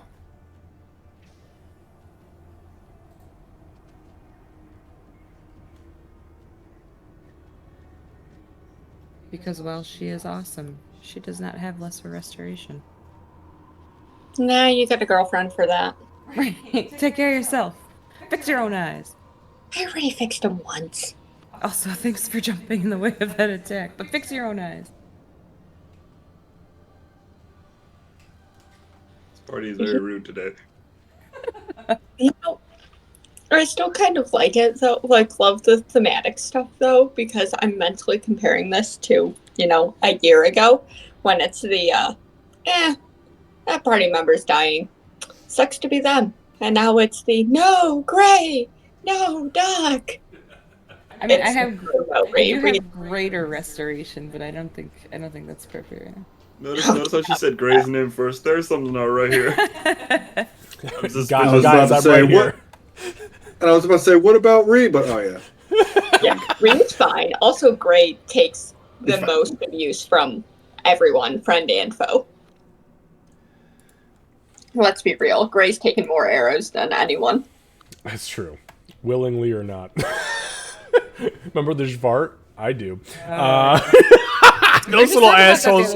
We were literally, we had a full-blown, probably 45-minute conversation about the We're talking about Jvart. real life stuff, and I compared it to Doc doing that fucking thing on the Jvart, and she was like, there's too many organs here. So what I'd like to do is maybe move By the here. way, that thing she meant, by the way, was the autopsy she did on the autopsy, yes. Jvart. Yeah, that she failed the first time, and then Aurora actually helped her succeed at. Maybe if you dig your hands deeper into the organs, you'll find something. And she's like, holy shit, there is something here. They have 2 hearts. How did that weirdo from the slave camp know that? Don't question what we've enslaved. Don't question what we've been. That's a fair answer, actually. All right, what are you doing for your turn, Alright, so Candace? I'd God like to damn it. move here, but she's holding Aurora's hand, so I don't know how you want to do You can't. that. It doesn't Okay. work like that. No. So she would have given her hand a squeeze and said, "I'm fine. I'll be right back." You could have been calling to her, "Hey, come here, come here, come here. I'm right here. I'm right Yeah. here. I'm right here." Yeah, And like with she'll- her passive percept, which is, so she's got a passive percept of 16. She could easily hear where you're at. Okay. And then I want to use my bonus action to actually cast Healing Word on Ree. Okay. At what level? Second level. Second level on Ring. Okay, perfect. Go ahead and throw some dice for me. Hey, that's not bad. God damn, a 9 for a level 2. Hell yeah. Ooh. So you hear like this little whisper all of a sudden in your ear, Ree, and it's just like, "Go big boy." And you're like, "Oh shit!" And you look down and like your guts just kind of like seal up, and you're like, "I'm good, I'm good." And then Sacred Flame on this thing. That was a preemptive heal in case it explodes. Okay. It's a Dex 14 DC. Give me a sec. Guys, remember when we first started? Oh, that's an playing? 11. Go ahead and roll some damage. And we used to use everything at the beginning. Oh Actually, my hang God. on, hang on, hang on, hang on. I'm gonna give Lucy some credit here. It was not an 11. Oh my god. It was a 7. I rolled a fucking 4 on that Bane. D4. It like goes to dodge out of the way, and this piano string wraps around its throat, and it just goes as it gets yeeted back over towards the left, smacks the shit out of itself. And Candace, how much damage was that? 14 points of radiant damage. I rolled an 8 and a 4. Or an All 8 right. and a whatever. It is wildly close to being at the end of its existence as you pull it back towards Shit Show Central. Anything else? No, I think that's plenty. All right. Thank God for that. Okay, so with You've that, done enough. you done good, kid. As that happens, it, meaning the creature whose turn it is going to cast. If Doc had a Twitter. Yeah, good God. I'm more scared of fucking Ree's Twitter. I have a list of her titles, and goddamn. So there is another burst here over Doc and Ree of sand as this creature looks over and goes, "Yes, you guys start to feel like a little bit sleepy, but you shake it off no problem because of course my 5d8 netted me a wild 16 hit points worth of sleep spells. So fuck me, I guess. That won't even get gray down. And shut up. You know what? It's close. Shut up. It's barely. All right, Gray, it's your turn. All right, so Gray was in the pit while these methods were spawning, so he doesn't know where this one's from. That's true. He's gonna assume it's from the closest one, up top here. Gonna run to that one. 5, 10, 15, 20, 25. It is 10 feet up, so I don't know if I'm gonna be able to reach it with my 5 feet of movement. So you moved 25, is that right? What's your total speed? 30? 30. So yeah, you would need 5 more to get up. So you are in the process of climbing up to it if that's what you'd like to do, or you can dash to get to it. Yeah, I think I will, because I don't know if it's an action to activate it. But Perfect. Jesus, take the wheel. Here we go. So you dash, you Wrong God. I prefer the fuck it, we ball. So you climb your way to the top, you get there, and you see, as you look down, there are 3 series of runes there that are not the same as the others. Give me an Arcana check, and I will just give this to you as something to kind of...